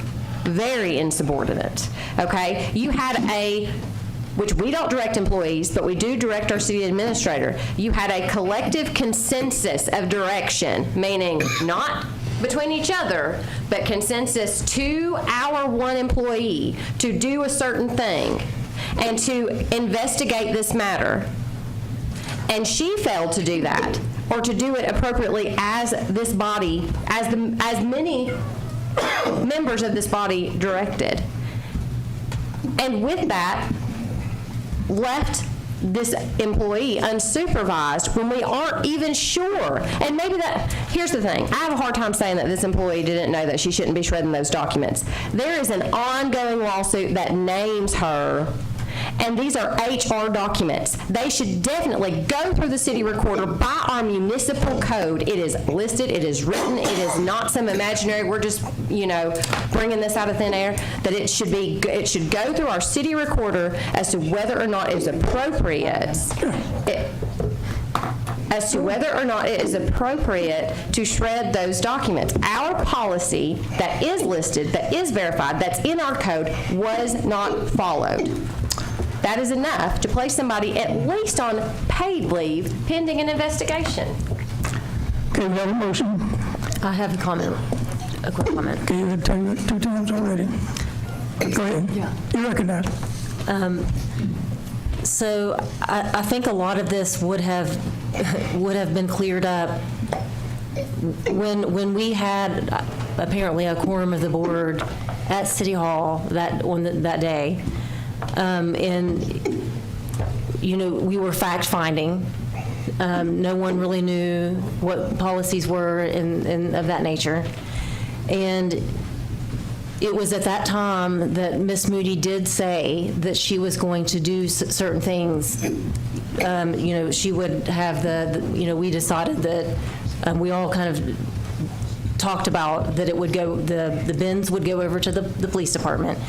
And Ms. Moody was going to notify all the department heads that there needed to be, however she phrased it, a cease in the shredding of the documents. I felt okay with that.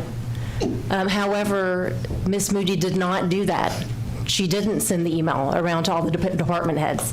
So it kind of put us in a predicament because there was a specific worry, a complaint or a worry that shredding was taking place by a specific employee that maybe was not following the policy.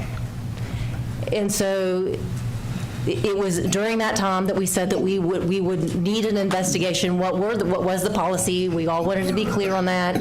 in an investigation into if everything was followed properly. And, the fact that all of the department heads weren't notified kind of did put us, our hands tied.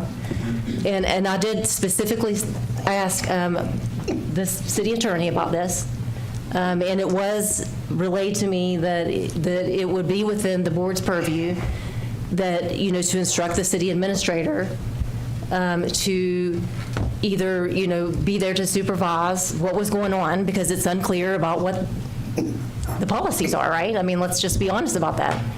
And that if she wasn't able to do that, then we probably should consider putting Ms. Bryce on paid administrative leave. So, I wish that maybe Ms. Moody would have sent the email around. That probably would have eliminated a lot of this issue right here, but it wasn't done. And so now we're just trying to be clear what's going on, and if there's obviously a miscommunication of what the policies are, and that there was a bin ordered that no one knew about, then I think that we all need to kind of take a step back and say, we need, an investigation to be done.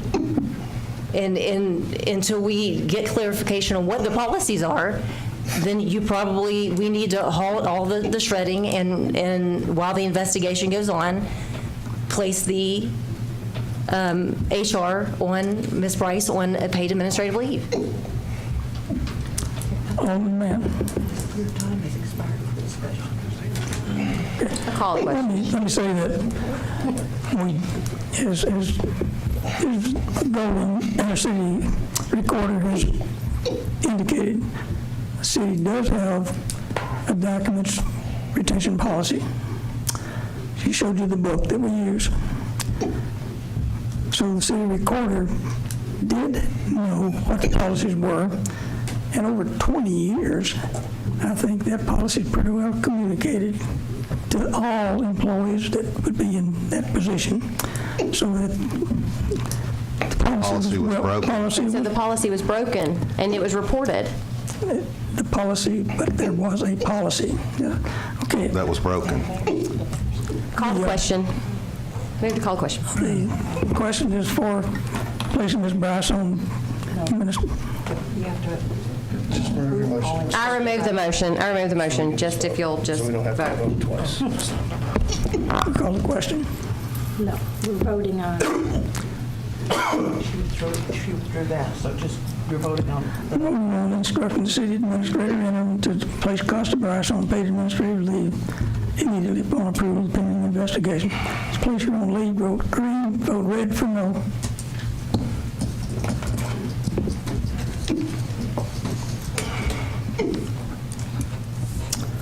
The vote is 4-3 to place Costa Bryce on paid administrative leave immediately. She's going to get us all in trouble. Well, then the report that I go on this right too, because she's a part of the investigation. We're sort of. We really need to stick with the time. Our meeting's over at 7:30, right? Unless you, yeah. What's the date? I believe it's 8. 8 study session. Meeting 7:30. Unless we 7:30 for board meetings, 8 for. Let's don't do that. I move to extend for 30 minutes at least. Second. We can read. Vote green for approval. Vote green to extend. Who made the second? Yes. Extend. Thank you. Everyone voted.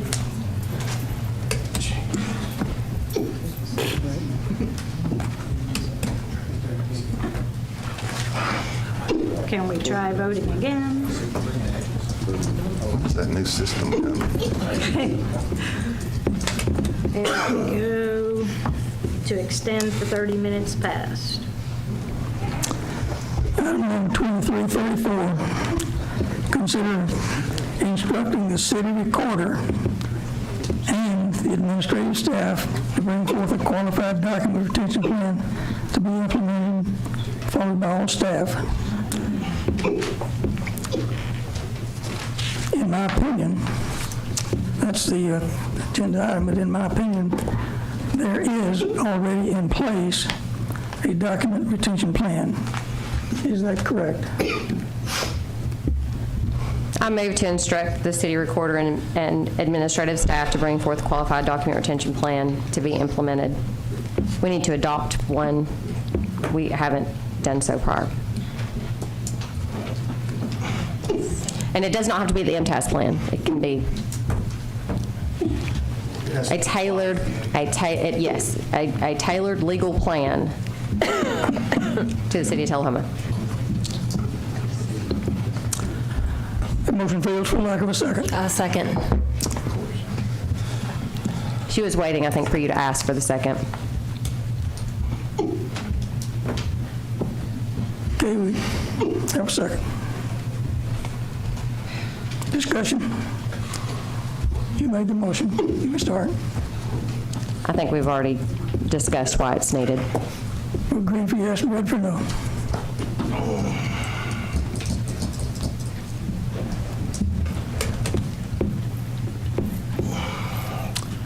Passes 5-2.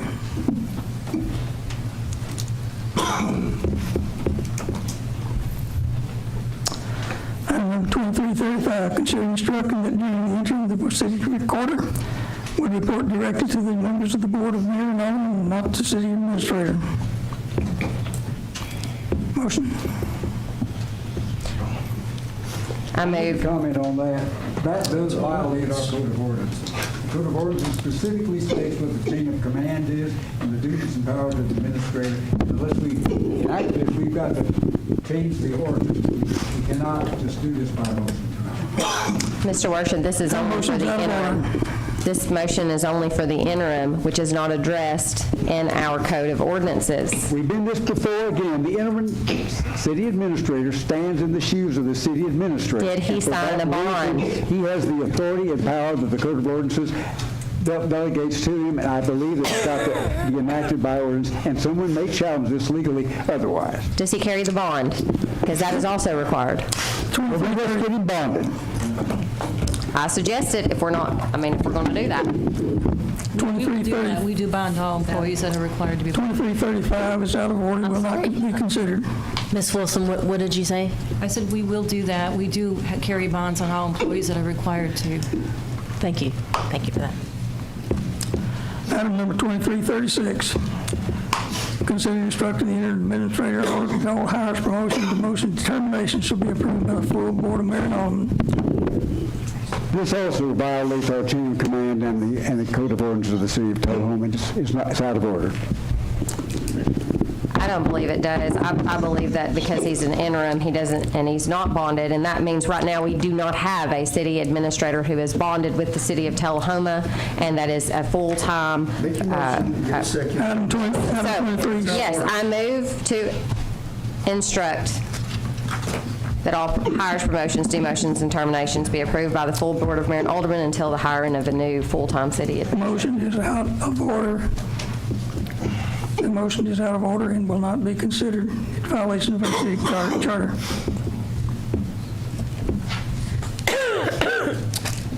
Item number 2337, consider discussion of the event. I would like to know the specific code that it violated. Could you give that to me so that, just for my notes, please?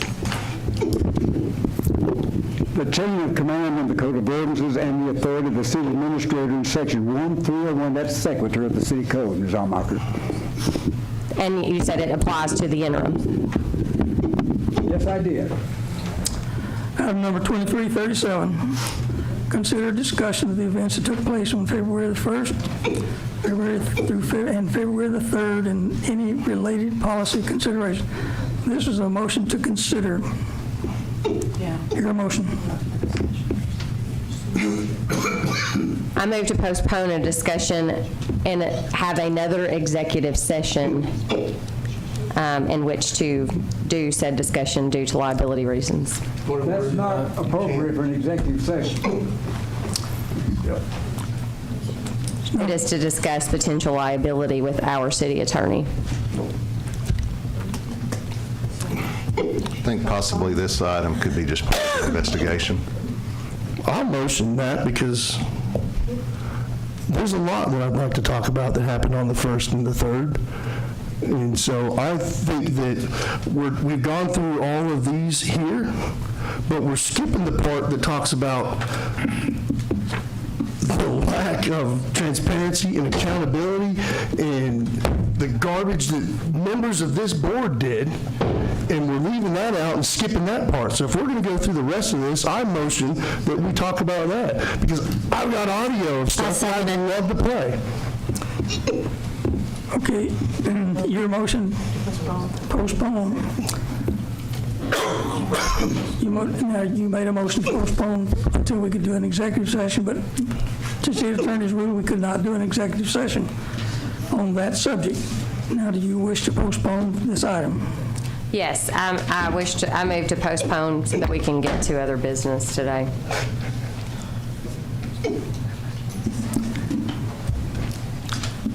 Second. We got a motion to postpone and a second. Any discussion already? We'll discuss it further after an investigation. Green to postpone. Green to You're no postpone. longer here. It's the motion to postpone is on the table, that's all. This is garbage. What was it again? I'm sorry. The motion is to postpone. Postpone. Move to postpone until after the investigation, essentially. Where we don't have to talk about our accountability and our... I don't mind talking about it. We have two that have not voted, Wilson and Mann, please.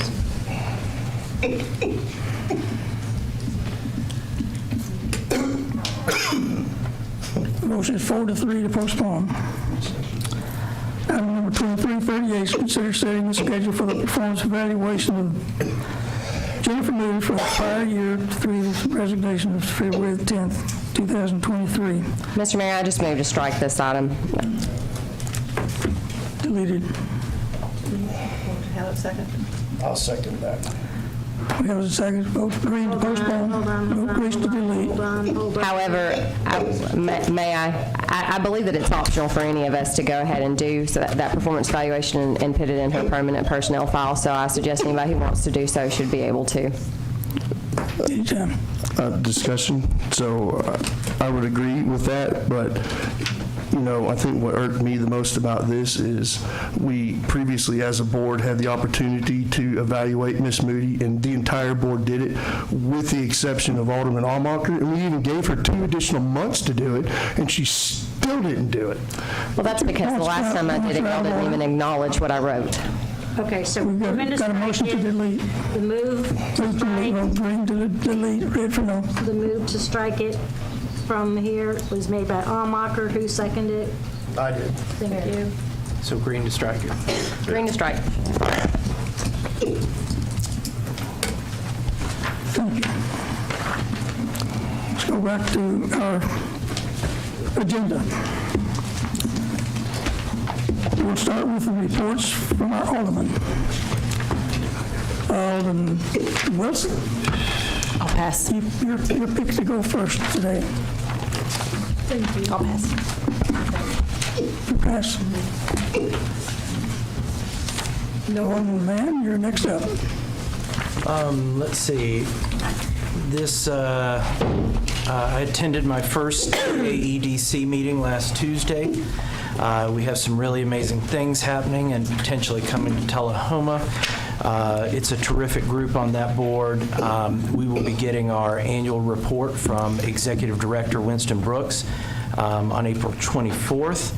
I do want to mention there will be an opening on the board coming up that we will need to vote on, as Mr. Eugene London, who has served since 2011, will be leaving.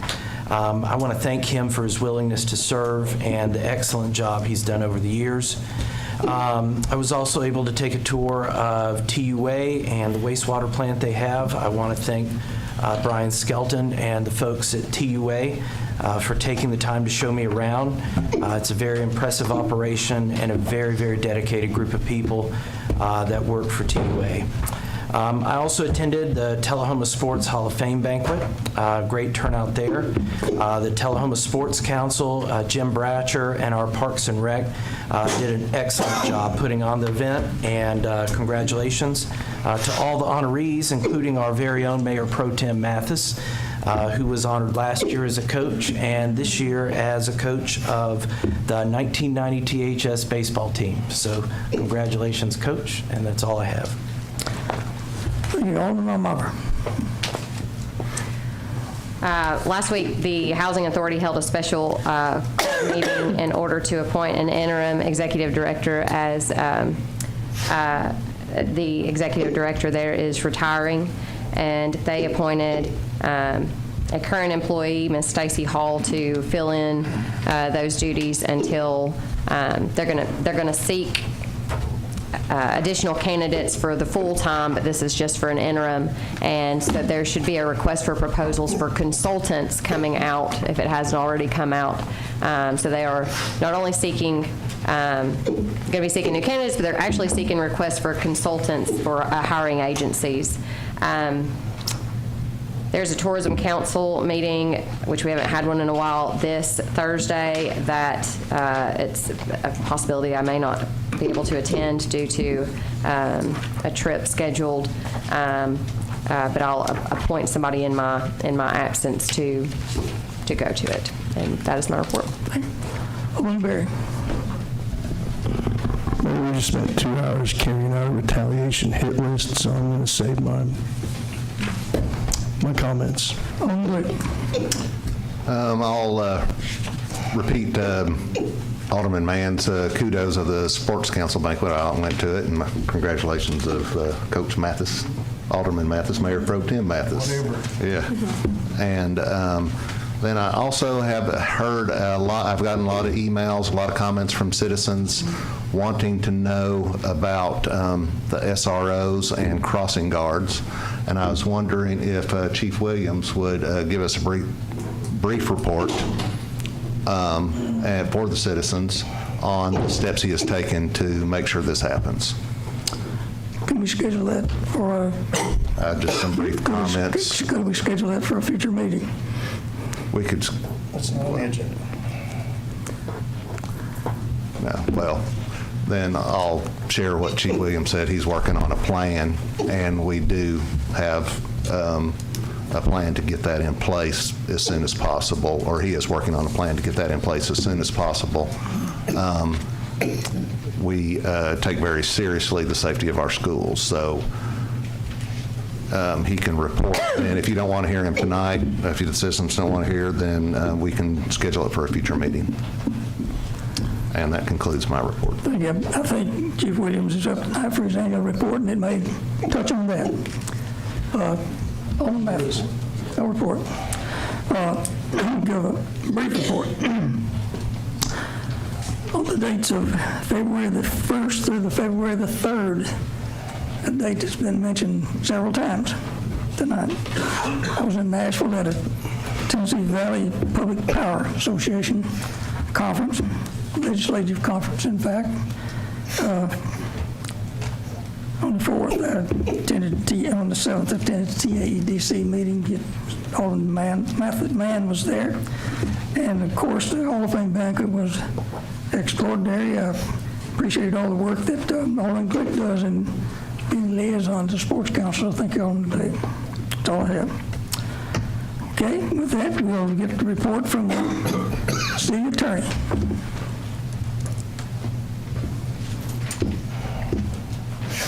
I just want to remind everybody that we're working on the delinquent taxes for the year 2021, and we'll be filing suit by the end of this month.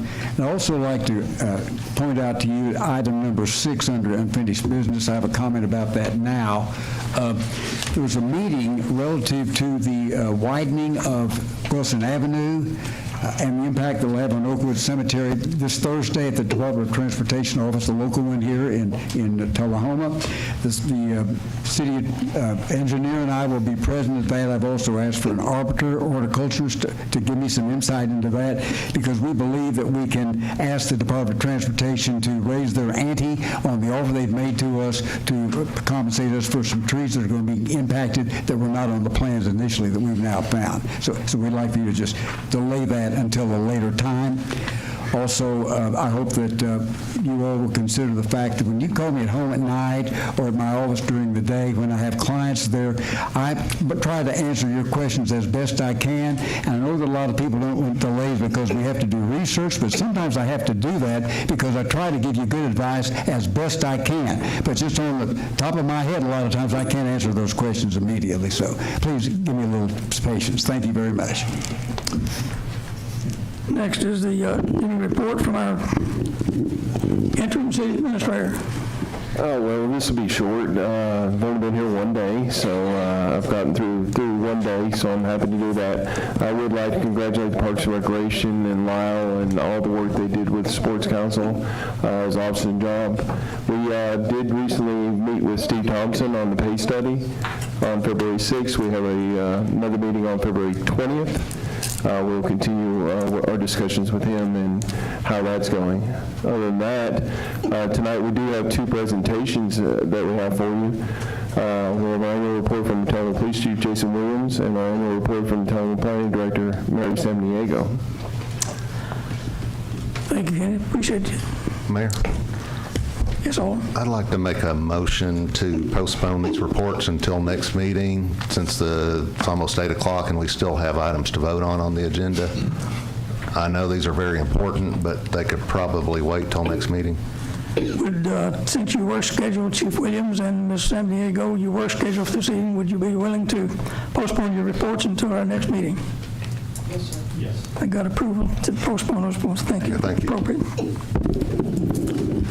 Okay, the December financial report is in your packet. You can review that at your leisure. So we approve the agenda, so that means we approve the consent agenda.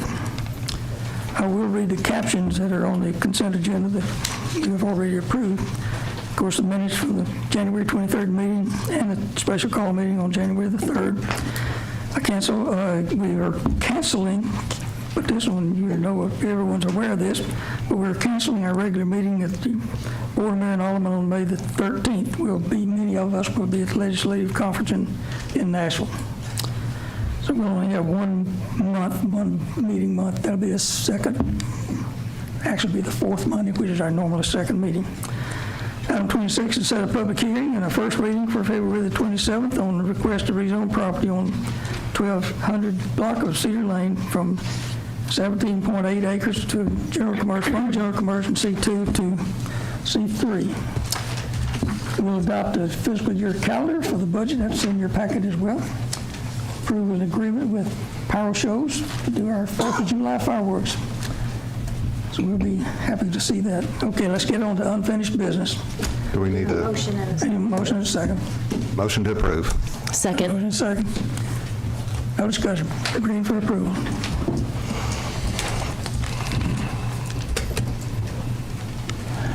Moving on to unfinished business. Passes 6-7-0. Moving on to unfinished business, it relates to the item that the city attorney addressed. Consider approval of a compensation offer of $93,150 for the acquisitions of the right-of-way on Wilson Avenue. Need a motion. Motion to do that. Alderman Berry. Need a second from Alderman Wilson. Alderman, the city attorney has indicated that we're meeting with the TDOT on Thursday of this week, at which time we may be able to negotiate a new rate. But the motion that is on our agenda is to approve what we've got, and the city engineer has reviewed that, and this is his recommendation coming from him. So the question on this board tonight is, do we approve this offer of $23,150, or do we postpone until after we've had the meeting with TDOT?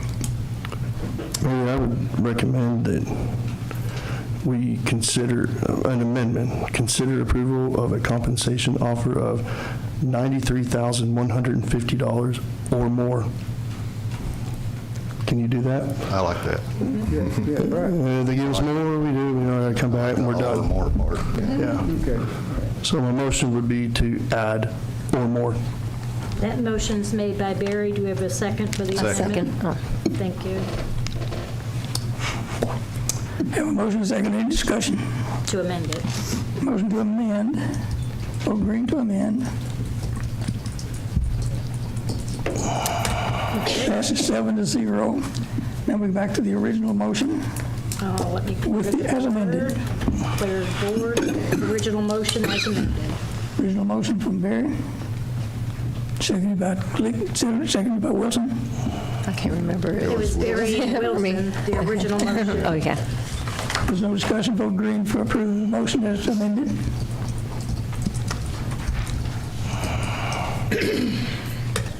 Passes 7-0. And item number 2317, consider a proposal from the University of Tennessee Municipal Technical Advisory Service for recruitment and selection of a city administrator. Those items, that motion, that proposal from MTAS is on page, starts on page 44. We'll get a motion, then we'll get the MTAS representative. Motion from Barry, seconded by Alderman Mathis. With that, I'd like to ask... Before we ask her to speak, I have some questions about, we had given her, MTAS, Ms. Rogers had come before us before and asked for a list of what we wanted MTAS to do in the search for the city administrator. I provided a list, everybody agreed to it and voted on it, and we sent it to them. Now, she sent it back and changed a few items. I would like to clarify those, leave some, take their suggestion on 2 of them, and then leave the others the way we had originally voted on. Well, since this is the MTAS proposal from MTAS, we'd like to ask Ms. Hunter Rogers from MTAS if she could please come to the podium where we can address the questions that are being posed. We have a motion on the floor with a second, and now we're in discussion period, and Alderman Glick, you may address your questions to MTAS. Hi, there's only, I'm sure you received the list that Yes, we said, and then you sent back some suggestions, a couple of suggestions. One of them that it's not really changing anything, but I just wanted to clarify, the assessment center evaluation that we will, I would like to, I'm not accepting for the board, but I would take it as described by MTAS. And in the letter dated February 8th, 2023, and this is to be used as a tool in our selection process. Sure. Yes. And then the other thing that I agreed to and the changes you suggested were to not use the police department for the background checks and to use a third-party background check agency. All other things I would like to remain the same there. As far as, I think the one main discrepancy was that you were suggesting that the citizen committee would review all the applications and narrow them down and then give them to the Board of Mayor and Aldermen. And I would like for the Board of Mayor and Aldermen to receive all the applications. The Board of Mayor and Aldermen narrow them down and then give them to the citizen committee for interviews. Okay, and then the citizens committee just interview those you provided and narrow that group down? Yes. Okay, that's fine. Yes. That It's helps just me kinda with scheduling. Switching it around. Sure, this is the way that we did it last time, and it wasn't exactly clear, and anyway, yes, we can do that, that's no problem. Okay. Do we need to amend this? It's 2 pages. I ran over. It's 2 pages. This is. So the other thing is I provided you job description, advertisement, position description. The schedule, I can read. That's going to be revised probably throughout by each meeting, just by how things proceed, and that can change often in a process. It's just a guide. I can revise it, though. So tonight I'm just seeing if you do accept that to move forward, then if you are ready to begin with advertising or not. think we need one more down here. I got too many. No, Mathis. It's two sheets, yeah. Oh, there's two sheets. Yeah, well, I kind of ran over two. Okay. So, Thank you, sir. there was a motion by Barry and Mathis seconded it. And I'm sorry, I missed. Is this an amendment to it? Now we haven't even gotten the, well, you're actually making a motion to amend. Is that?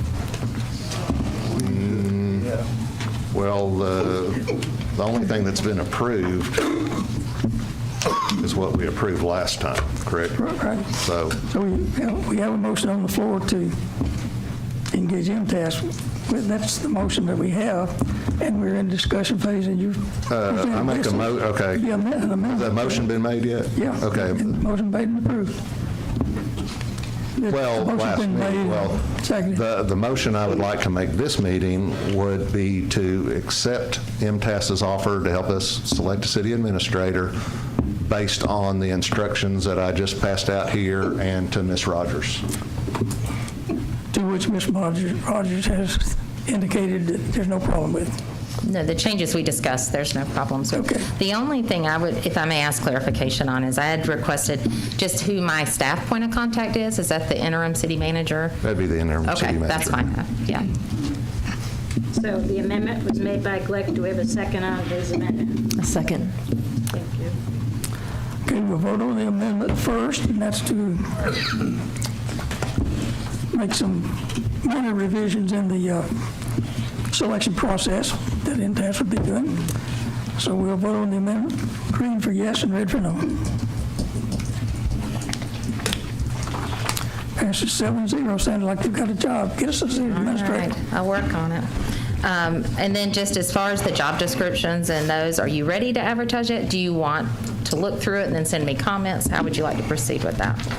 Can we do a study session? Maybe everybody look through the job description and come prepared at that meeting to give. Sure. Yeah, that way and just get it, but let's do that. We can do it by email. You won't have to come. Is there? But you don't, and you don't have, I don't know that you would have to be. Sure, and if comments wanted to be sent to me or suggestions, I'm happy to combine those to make it a little easier for you all to discuss different thoughts. That would work. Let's just set a deadline for that. Can we agree on 2 weeks maybe? Or after the study session, after the next regular meeting? Oh, it's not. Or if we're gonna email comments to her, then just say, everybody, you gotta have your comments in by this date. Okay. Comments in by next Monday. And I would also suggest that any comments sent to MTS be shared with all the aldermen. By her, not by us, right?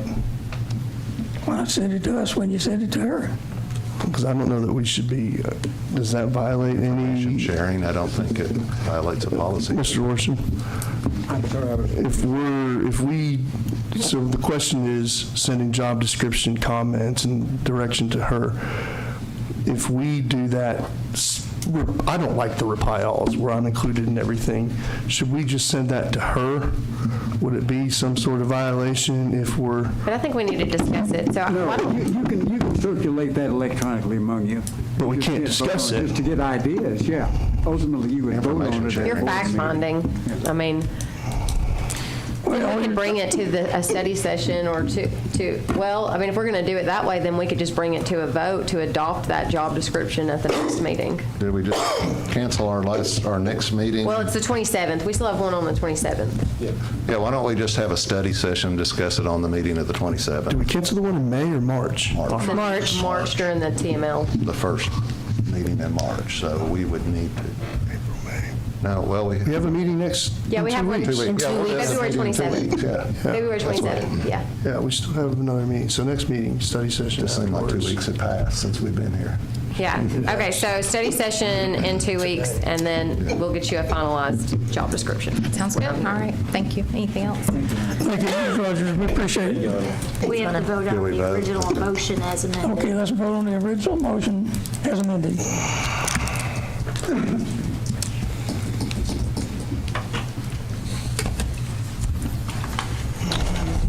That motion approved. I need another motion to extend.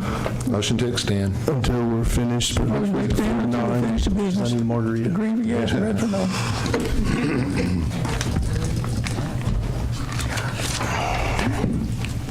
Mathis, motion to extend till we finish, yes or no? We know how you'll vote. No. Holding Mathis hostage tonight. Which football is on? Okay, item 1930, resolution. A resolution to repeal and replace the resolution of 1898 adopting the spending plan for the American Rescue Plan Act for fiscal year 2022. Those details are on page 44 of your packet. I'd like to make a motion to amend We need a motion that budget. first. Motion and then amend the motion. Okay. Motion to Motion to approve. Motion to approve. Second. And then I'd like to make a motion to amend the budget of the,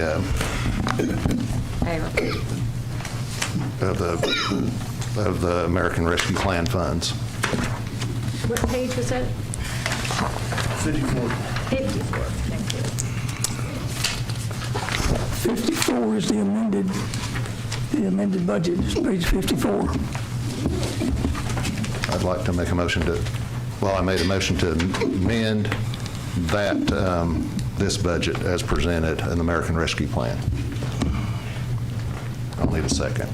I'll second. Well, you were going to... understand. Well, we just want to open it up for amendments. So I is can, that- no. Yeah, So I can say what it is. Opening it up. Okay, I would like to make a motion to amend the budget by taking $800,000 out of the North Jackson Streetscape planned improvements and putting it into a purchase of radios for police and fire and any other city departments. Second. I've asked Sheriff Parton to come here tonight to speak to us about this and give us some details on this. I've also spoke with the interim city administrator and the police chief, who agreed that these radios are valuable and are the future of communications for the emergency services.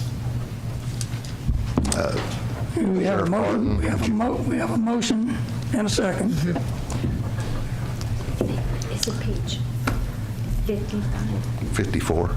Page 50. I also would like to hear from Mr. Parton on this as well, but I would also like to point out to this board, a few years ago, I really pushed back on the purchasing of many of the radios with concerns that they were not going to be compatible with the other systems, and voted no every time and raised these very concerns that now we're faced here having to spend yet another $700,000 or $800,000. So even if you're the sole man on the board, if it's a 6-to-1 board, your voice should still be heard and listened to.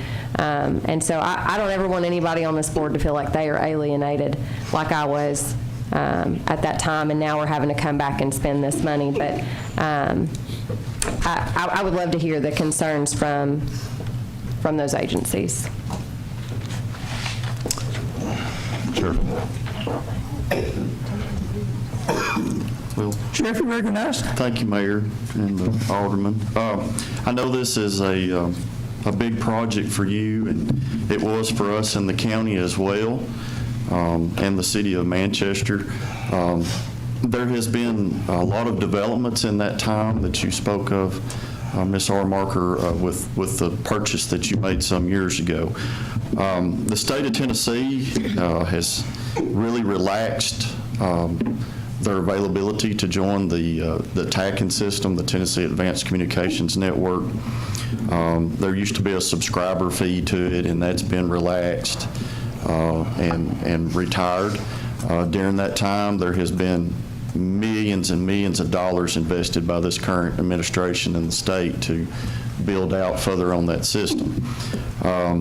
Some 2.5 years ago, I was approached by members of the state of Tennessee come to my office, and we did an extensive testing in that system. We were at a point in rural Coffee County and with the county emergency services communication system that we were fixing to have to do like you did a couple of years ago and look at updating and changing our system. And timing hit us just at the right time, and we were able to join on with the state system. The state system gives us a coverage area that is statewide. It helps us from prisoner transports from here in Coffee County to Memphis to Johnson City, gives our fire departments, when they get that call of action to go to East Tennessee and fight forest fires, they have ability to communicate with all the other agencies that are called in, as well as be able to call back home to our communications dispatch.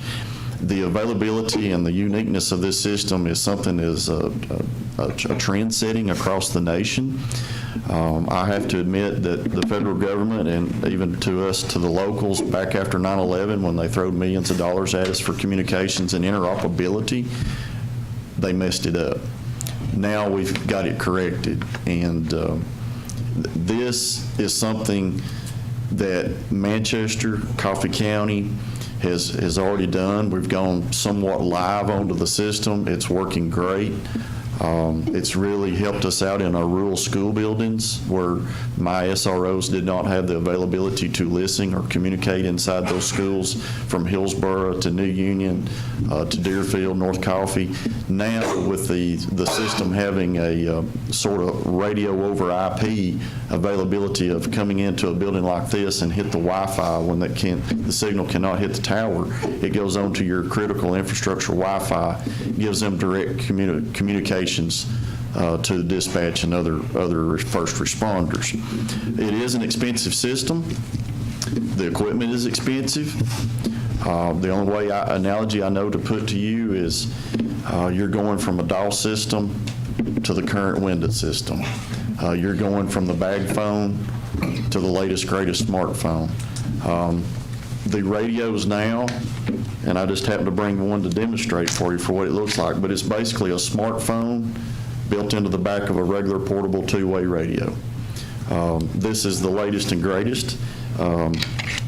We have very few of these, but that's the latest and greatest. A lot of them look familiar with what they're already using. It's just that technology has changed, and this 700-800 megahertz trunking is tied into hundreds of radio towers that the state of Tennessee maintenance and keep up. It is the best redundant system we can have. I'm not saying get rid of what you currently have. You still have a use for that on the local level. It just allows you to tie in to us and the whole state and even the federal government. I am glad to say that we are working on a partnership with the Air Force, with AEDC, that will benefit the city of Tullahoma tremendously, and also the project is going on. A multi-million-dollar project in Bedford County has been kicked off. Some of the infrastructure they're putting into Bedford County will help Tullahoma. I'm really excited about this for the city of Tullahoma, not only for police and fire, but all the way down to Parks and Rec, to your street department. You've got an opportunity right here to put every working mechanism within your city government onto one radio. In case we have another tornadic incident or some kind of natural disaster in Tullahoma, it's just one turn of a channel. Police chief, fire chiefs talking to your public works director. I'm hoping that we can talk with TUA and maybe integrate them into the system. They're welcomed into it.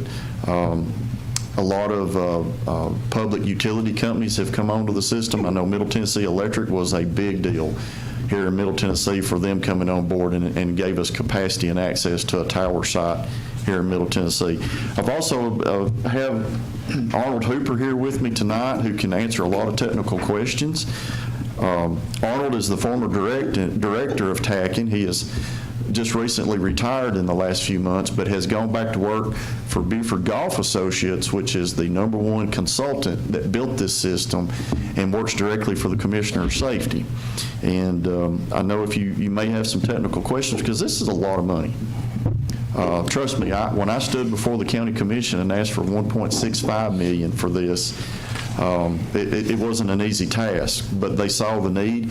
And we are now, right now today, in our communications, our lifeline for the lone officer, for the lone firefighter, where our fourth people were in about 1979 or 80, when we were an old low band system that everybody in the state was on the same channel and they're squawking over each other, to where we went to this UH system that we've been on for well over 40 years now. And it's time for us to make that next leap. It's the technology that basically the FCC eventually will somewhat probably force us into anyway. They're trying to pull all these frequencies that we're operating on now and combine those over into the private sector. And they've been whacking us away a little at a time. In 2013, they did what they called narrowbanding. And they come in and whacked us off at the ankles, and they shortened our span, which hurt our power and hurt our expansion of area to talk. I know now Tullahoma policemen have a hard time when they take a prisoner up to the jail on the other side of Manchester. They have to flip over to our channel sometimes just to call back to Tullahoma. And that happened because of narrowbanding.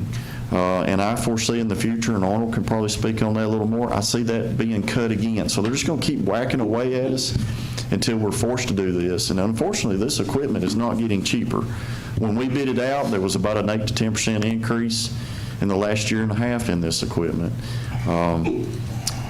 If you vote in a positive manner for this tonight, it's going to be, people say, what's the big deal about two-way radios? What's the big deal?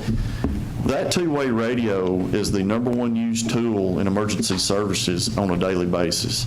And I cannot stress to you what it felt like at 3 o'clock in the morning on I-24 at the Rutherford-Coffee County line to have 3 felons trying to jump you and beat you up and you can't get out on the radio. That is our lifeline. Is what is also in these school mass incidents that we've seen across the country has been one of the biggest debrief problems we've had, is not having been able to commute with other local agencies, not be able to communicate with state resources. The vision that our governor and this Commissioner of Safety has for this, they get it. And they have really pushed, and I think they just interjected in the governor's budget as of this year another $300+ million into this system. It is important. But I'll be happy to answer any questions you have. And Any questions from the Alderman? I do have one. Yeah, go ahead. Alderman Wilson. This may be a technical question, I Yes, don't know, but so because it's kind of like a smartphone integration, when there are like updates, would it just be an update just like my iPhone? Well, that's a very good question. This particular radio I have has the capability for remote updates. There is certain flashes and certain series of these radios that you buy that can be done remotely. Most of the flashes and most of the updates that need to be done can be done hands-on. Fortunately, we have the technology and here locally in Coffee County to do those manually if we do. We don't want to touch them no more than we have to. As more people come on, like I said, Bedford County is doing a multi-million-dollar system that they've kicked off. Moore County, I feel, is fixing to kick off and come onto this same system. We're talking to our neighbors down in Franklin County. The state is really trying to get them to come on.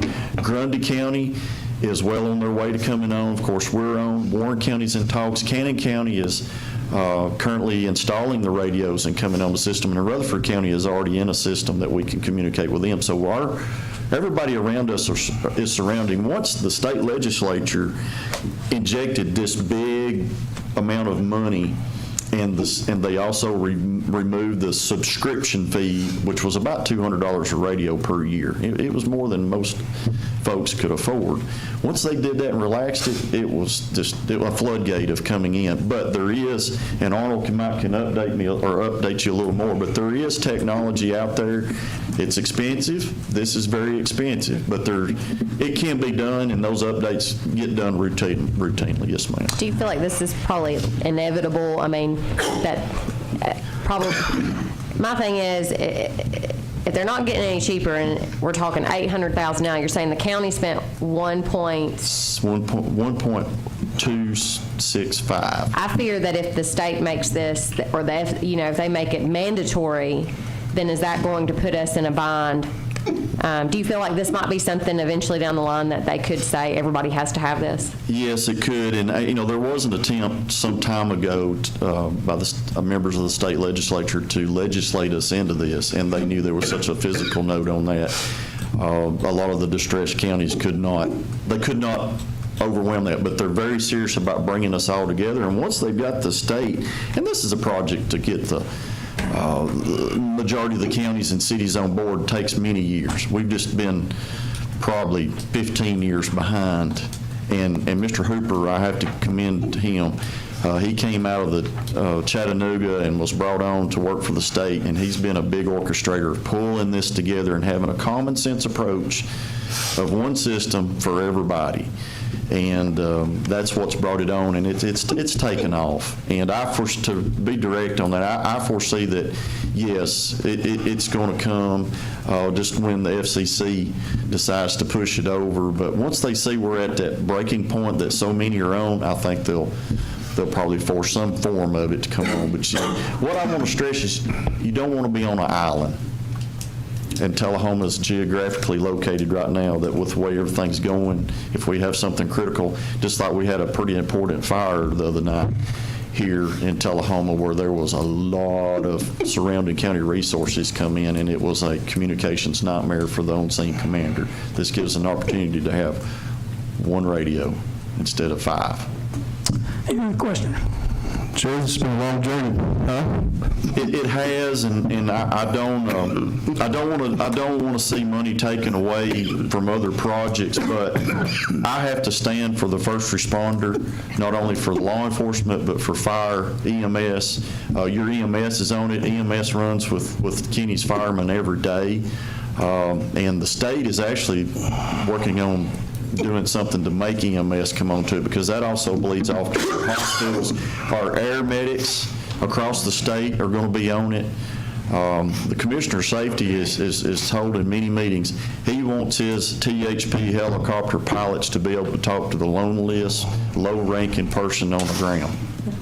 That's how he feels about it, and I commend him for that. We've never had this kind of love from the state before for such a large project. Any other questions from the Alderman? I don't have a question for him. Well, I guess not for him specifically, but I do have a question. So we started looking at this about a year and a half ago, and we had Motorola come down, and we sat and we met with Motorola, and they gave us some quotes. Have we quoted? That's what I wanted our airpay money to go to the first time around, so I'm glad that we're doing this. Have we reached out to Motorola to get any updated quotes? That 800,000, that 800,000's enough? I can help you with that. So yes, there is. If this is the direction you want to go, I'm going to help Chief Pearson and Chief Williams and whoever else you want involved in the system to sit down. There has been some technology in two-way radios there's a few that can go into certain departments that are a lot cheaper than what we are using. I try to stress to at least on your portable handheld radios to get the Smart Connect connectivity device equivalent so that it'll go into these critical buildings.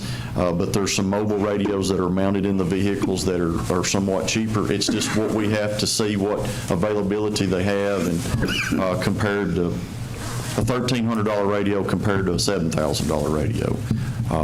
But the longevity on them is very good. From all aspects. Some of this technology has been out on probably 10, 15 years, 25 years. These chassis last a long time with proper maintenance and care.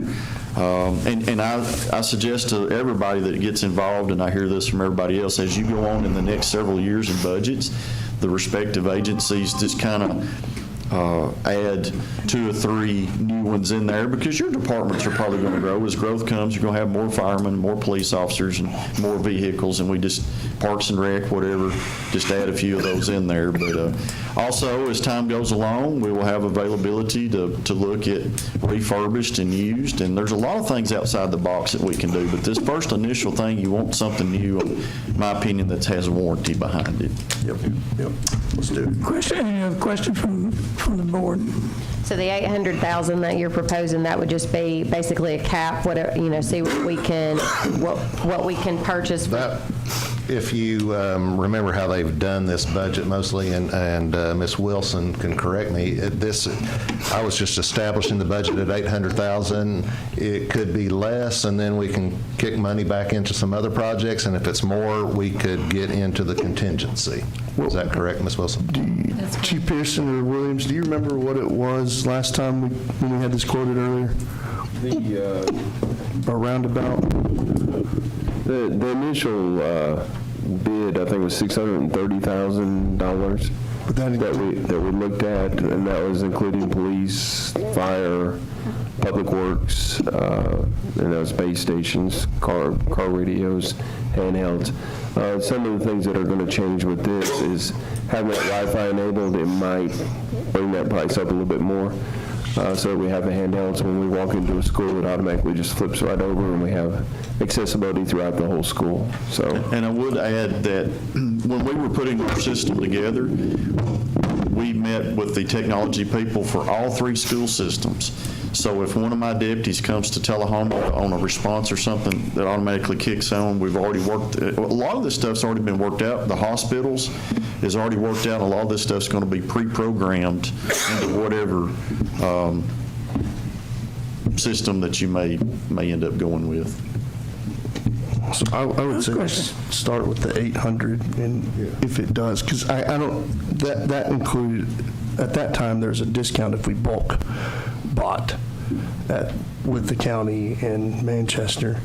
So it could be a little bit more with the Wi-Fi. So I would say let's start at 800,000, and if you go get a firm quote and come back and say, we need more, then let's do it. I've already reached out to the vendor. He is providing, he is getting together a quote based on the new numbers. He gave me what we had bid last time. But he is some new information he has. He's getting some new numbers.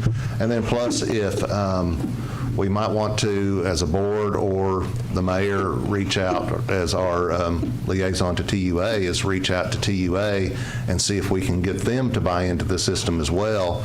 And that could lower the price per unit by buying more units.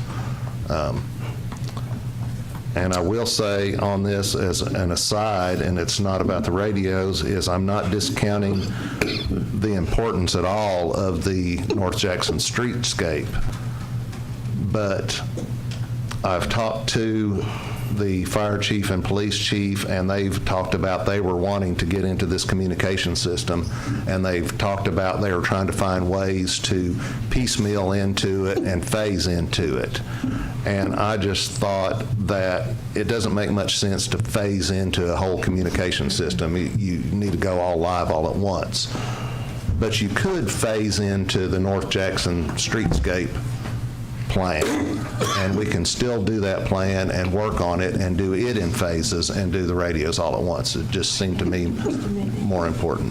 And I will add, Mayor, I went ahead and bought you some equipment to put at 911 without you knowing it or authorizing it. I took care of that out of my budget. So I saved you several $1,000s already, anticipating that I was going to help you some way, somehow. Thank you. Comments are appreciated. If there are no other comments, we've got a motion to amend, and that amendment is to take $800,000 from item 1 on the current exhibit for the American Rescue Plan. And I'd like to ask the Finance Director, has any money been spent on that Northgate Streetscapes plan that would come out of that $1.2 million. Yes, sir, we have a purchase order for engineering design on that currently. And how much was that? I believe it's about a $200,000 agreement, but we have not spent, I'm thinking we may have spent closer to $40,000 maybe. But we have committed to more. We do have a contract with them. I do not know where they are in billable hours or what the agreement currently is on that. But we can still be within this budget. There's money left that would cover what we're currently spending. Yes, sir. That's what we need to know. This is not saying to the public that we are never going to do the streetscape plan. This is still, we're working through the engineering process that would have to be done regardless. And there are portions of that plan that I think are worthy. There's no other questions for you, Chief. Appreciate you coming tonight. And no matter how the vote goes, thank you for your time. Thank you for your diligence and concern. You don't know what it means to the law enforcement officer, the fireman, the paramedic, the volunteer. Like I said, this is our lifelines. This is our savior. You're invited to the formal ribbon cutting and kickoff. I have a feeling I know how this might go because you're ready and anxious. It is going to be a pleasure to tell the Commissioner of Safety that every municipality and county government is all on one thing in Coffee County, and we're having a ribbon cutting and ceremony kickoff. Everybody's invited February 27th. 10 a.m., put that on your calendar, February 27th, 10 a.m. at the County Commission Room. We're going to be an exciting morning. Thank y'all. Before I call the vote on this, I would like to ask one more question of our Chief Williams. Chief Williams, you please just give us your take on spending this much money on these radios. We need to hear from you.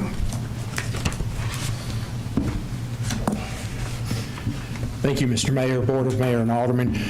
Just to reiterate what Sheriff Parton said, I do think it is something that we eventually were going to have to get into or get buy-in to with the way that communications are going. Like he said, technically after 9/11 occurred, there was FCC rules that were put down that said all your first responders had to be on P25 compliant radios, but they never gave a cutoff date for that. And it's something that hasn't been enforced up to this point, but I feel is coming. As Sheriff Parton alluded to, both Chief Pearson and I have talked about this several times and talked about ways like moving forward we could still use the system we have and then phase in certain parts to get it and then be in a position on it. But I mean, absolutely, if it's something that the board is willing to take under advisement to move everybody at one fell swoop, you won't hear any complaints from us about that. Just wanted to get your comments on the record. Yes, sir. Thank you. Thank you. Fire Chief Pearson, do you have any comments to add? As Chief Williams said, we have looked at this for quite a bit of time. After our first quote and our initial quote, we felt like at the time we had just purchased this other radio system, and we felt like we needed to be good managers of money for the city, so we were going to try to use that as much as we possibly could and then start phasing in these radios. But as Chief Williams said, if y'all are willing to put it out there and put us right on it, that works as well. I think it would be a good start. Okay, we've got an amendment to the American funding on the American Rescue Plan.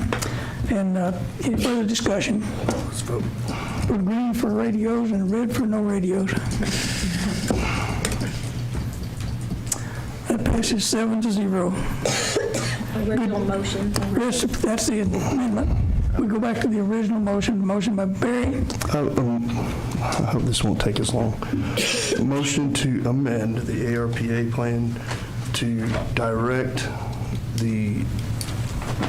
with the remaining funds or whatever funds have been spent, to direct the engineering to look first at part of the North Jackson Streetscape plan was putting in some sort of pedestrian safety traffic piece at across the high school.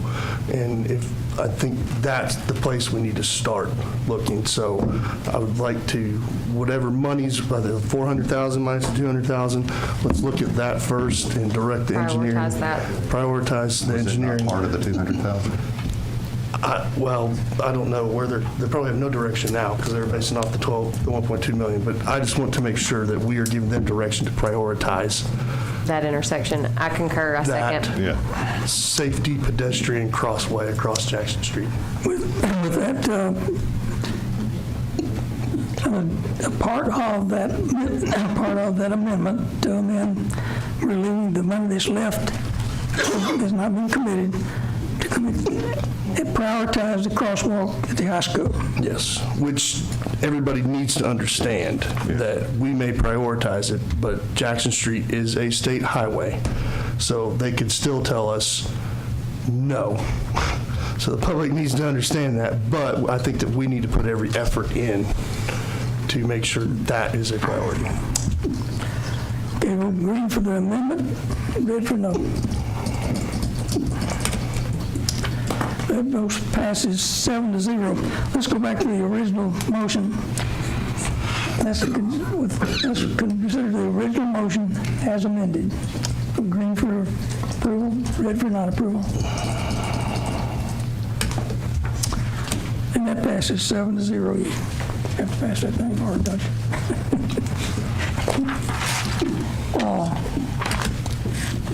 Item number 8, resolution number 1933. Resolution to repeal resolution number 1929 to end the temporary changes of the meeting schedule for the Board of Mayor and Aldermen. We voted to do that, and now we need to go back and actually get a resolution to change that. Motion from Barry, seconded by Mann. Any discussion on that? Vote green for yes, red for no. And that vote passes 7-0. So we go back to meeting. Now we've got a resolution back to where it was before we changed it. That's all we did. Okay, let's look at new business right quickly. To approve the reappointment of Michael Lee to the Tullahoma Airport Board for a new 5-year term ending on February the 27th, 2028. I'll tell you that Michael Lee was appointed to fill a vacancy. One of the board members resigned about 1.5 years. So he's only been on the board now for about 1.5 years, less than 2 years. He's willing to continue to serve, so he's eligible to serve. So I'd like to get approval on that motion. Motion from Barry, seconded by Billy. Green for yes, red for no. Michael Lee's on the airport board going to new business. Okay, second item on new business. Ratify the approval of a grant application to the Tennessee Office of Criminal Justice Programs for Violent Crime and Intervention Fraud Fund for law enforcement equipment, valued at $199,664 for the Tullahoma Police Department. The grant's 100% reimbursable, no local match required. Motion. Pass. Second. Seconded by Wilson.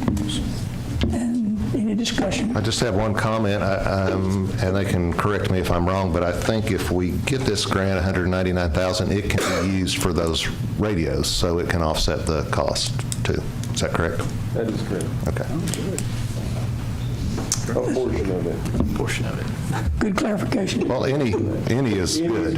Yeah. Correct. So a motion was by Glick? Motion Yes. by Glick, seconded by Wilson. Thank you. Green for yes, red for no. Resolution passes 7-0. Now we'll have a discussion of the mayor's use of parliamentarian to approve the support of the mayor and the board of Alderman meetings. And those details of that are on page 66 of your packet.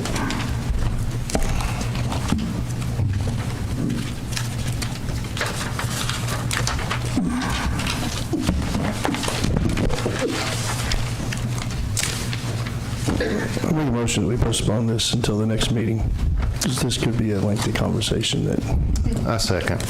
Motion to postpone. Green for postpone.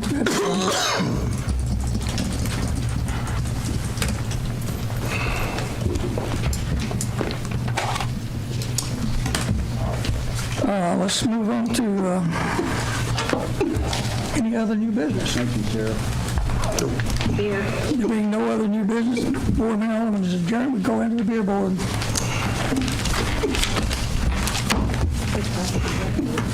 Moving in order. Any public comments regarding from the beer board? Any public comments?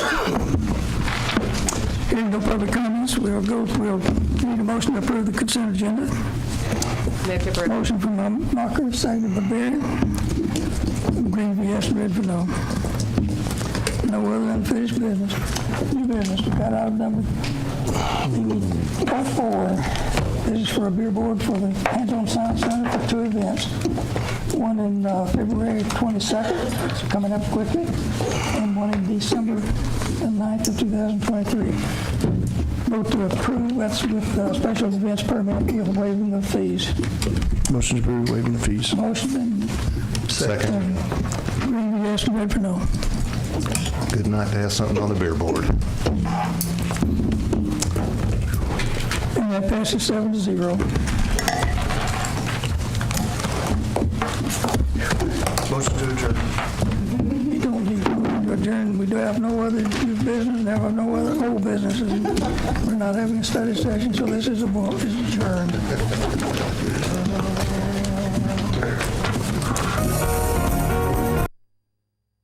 Harry Keller, Kylie Maupin, Gary Phillips, Scott Johnson, Mike Smith, Rachel Kuzmeski,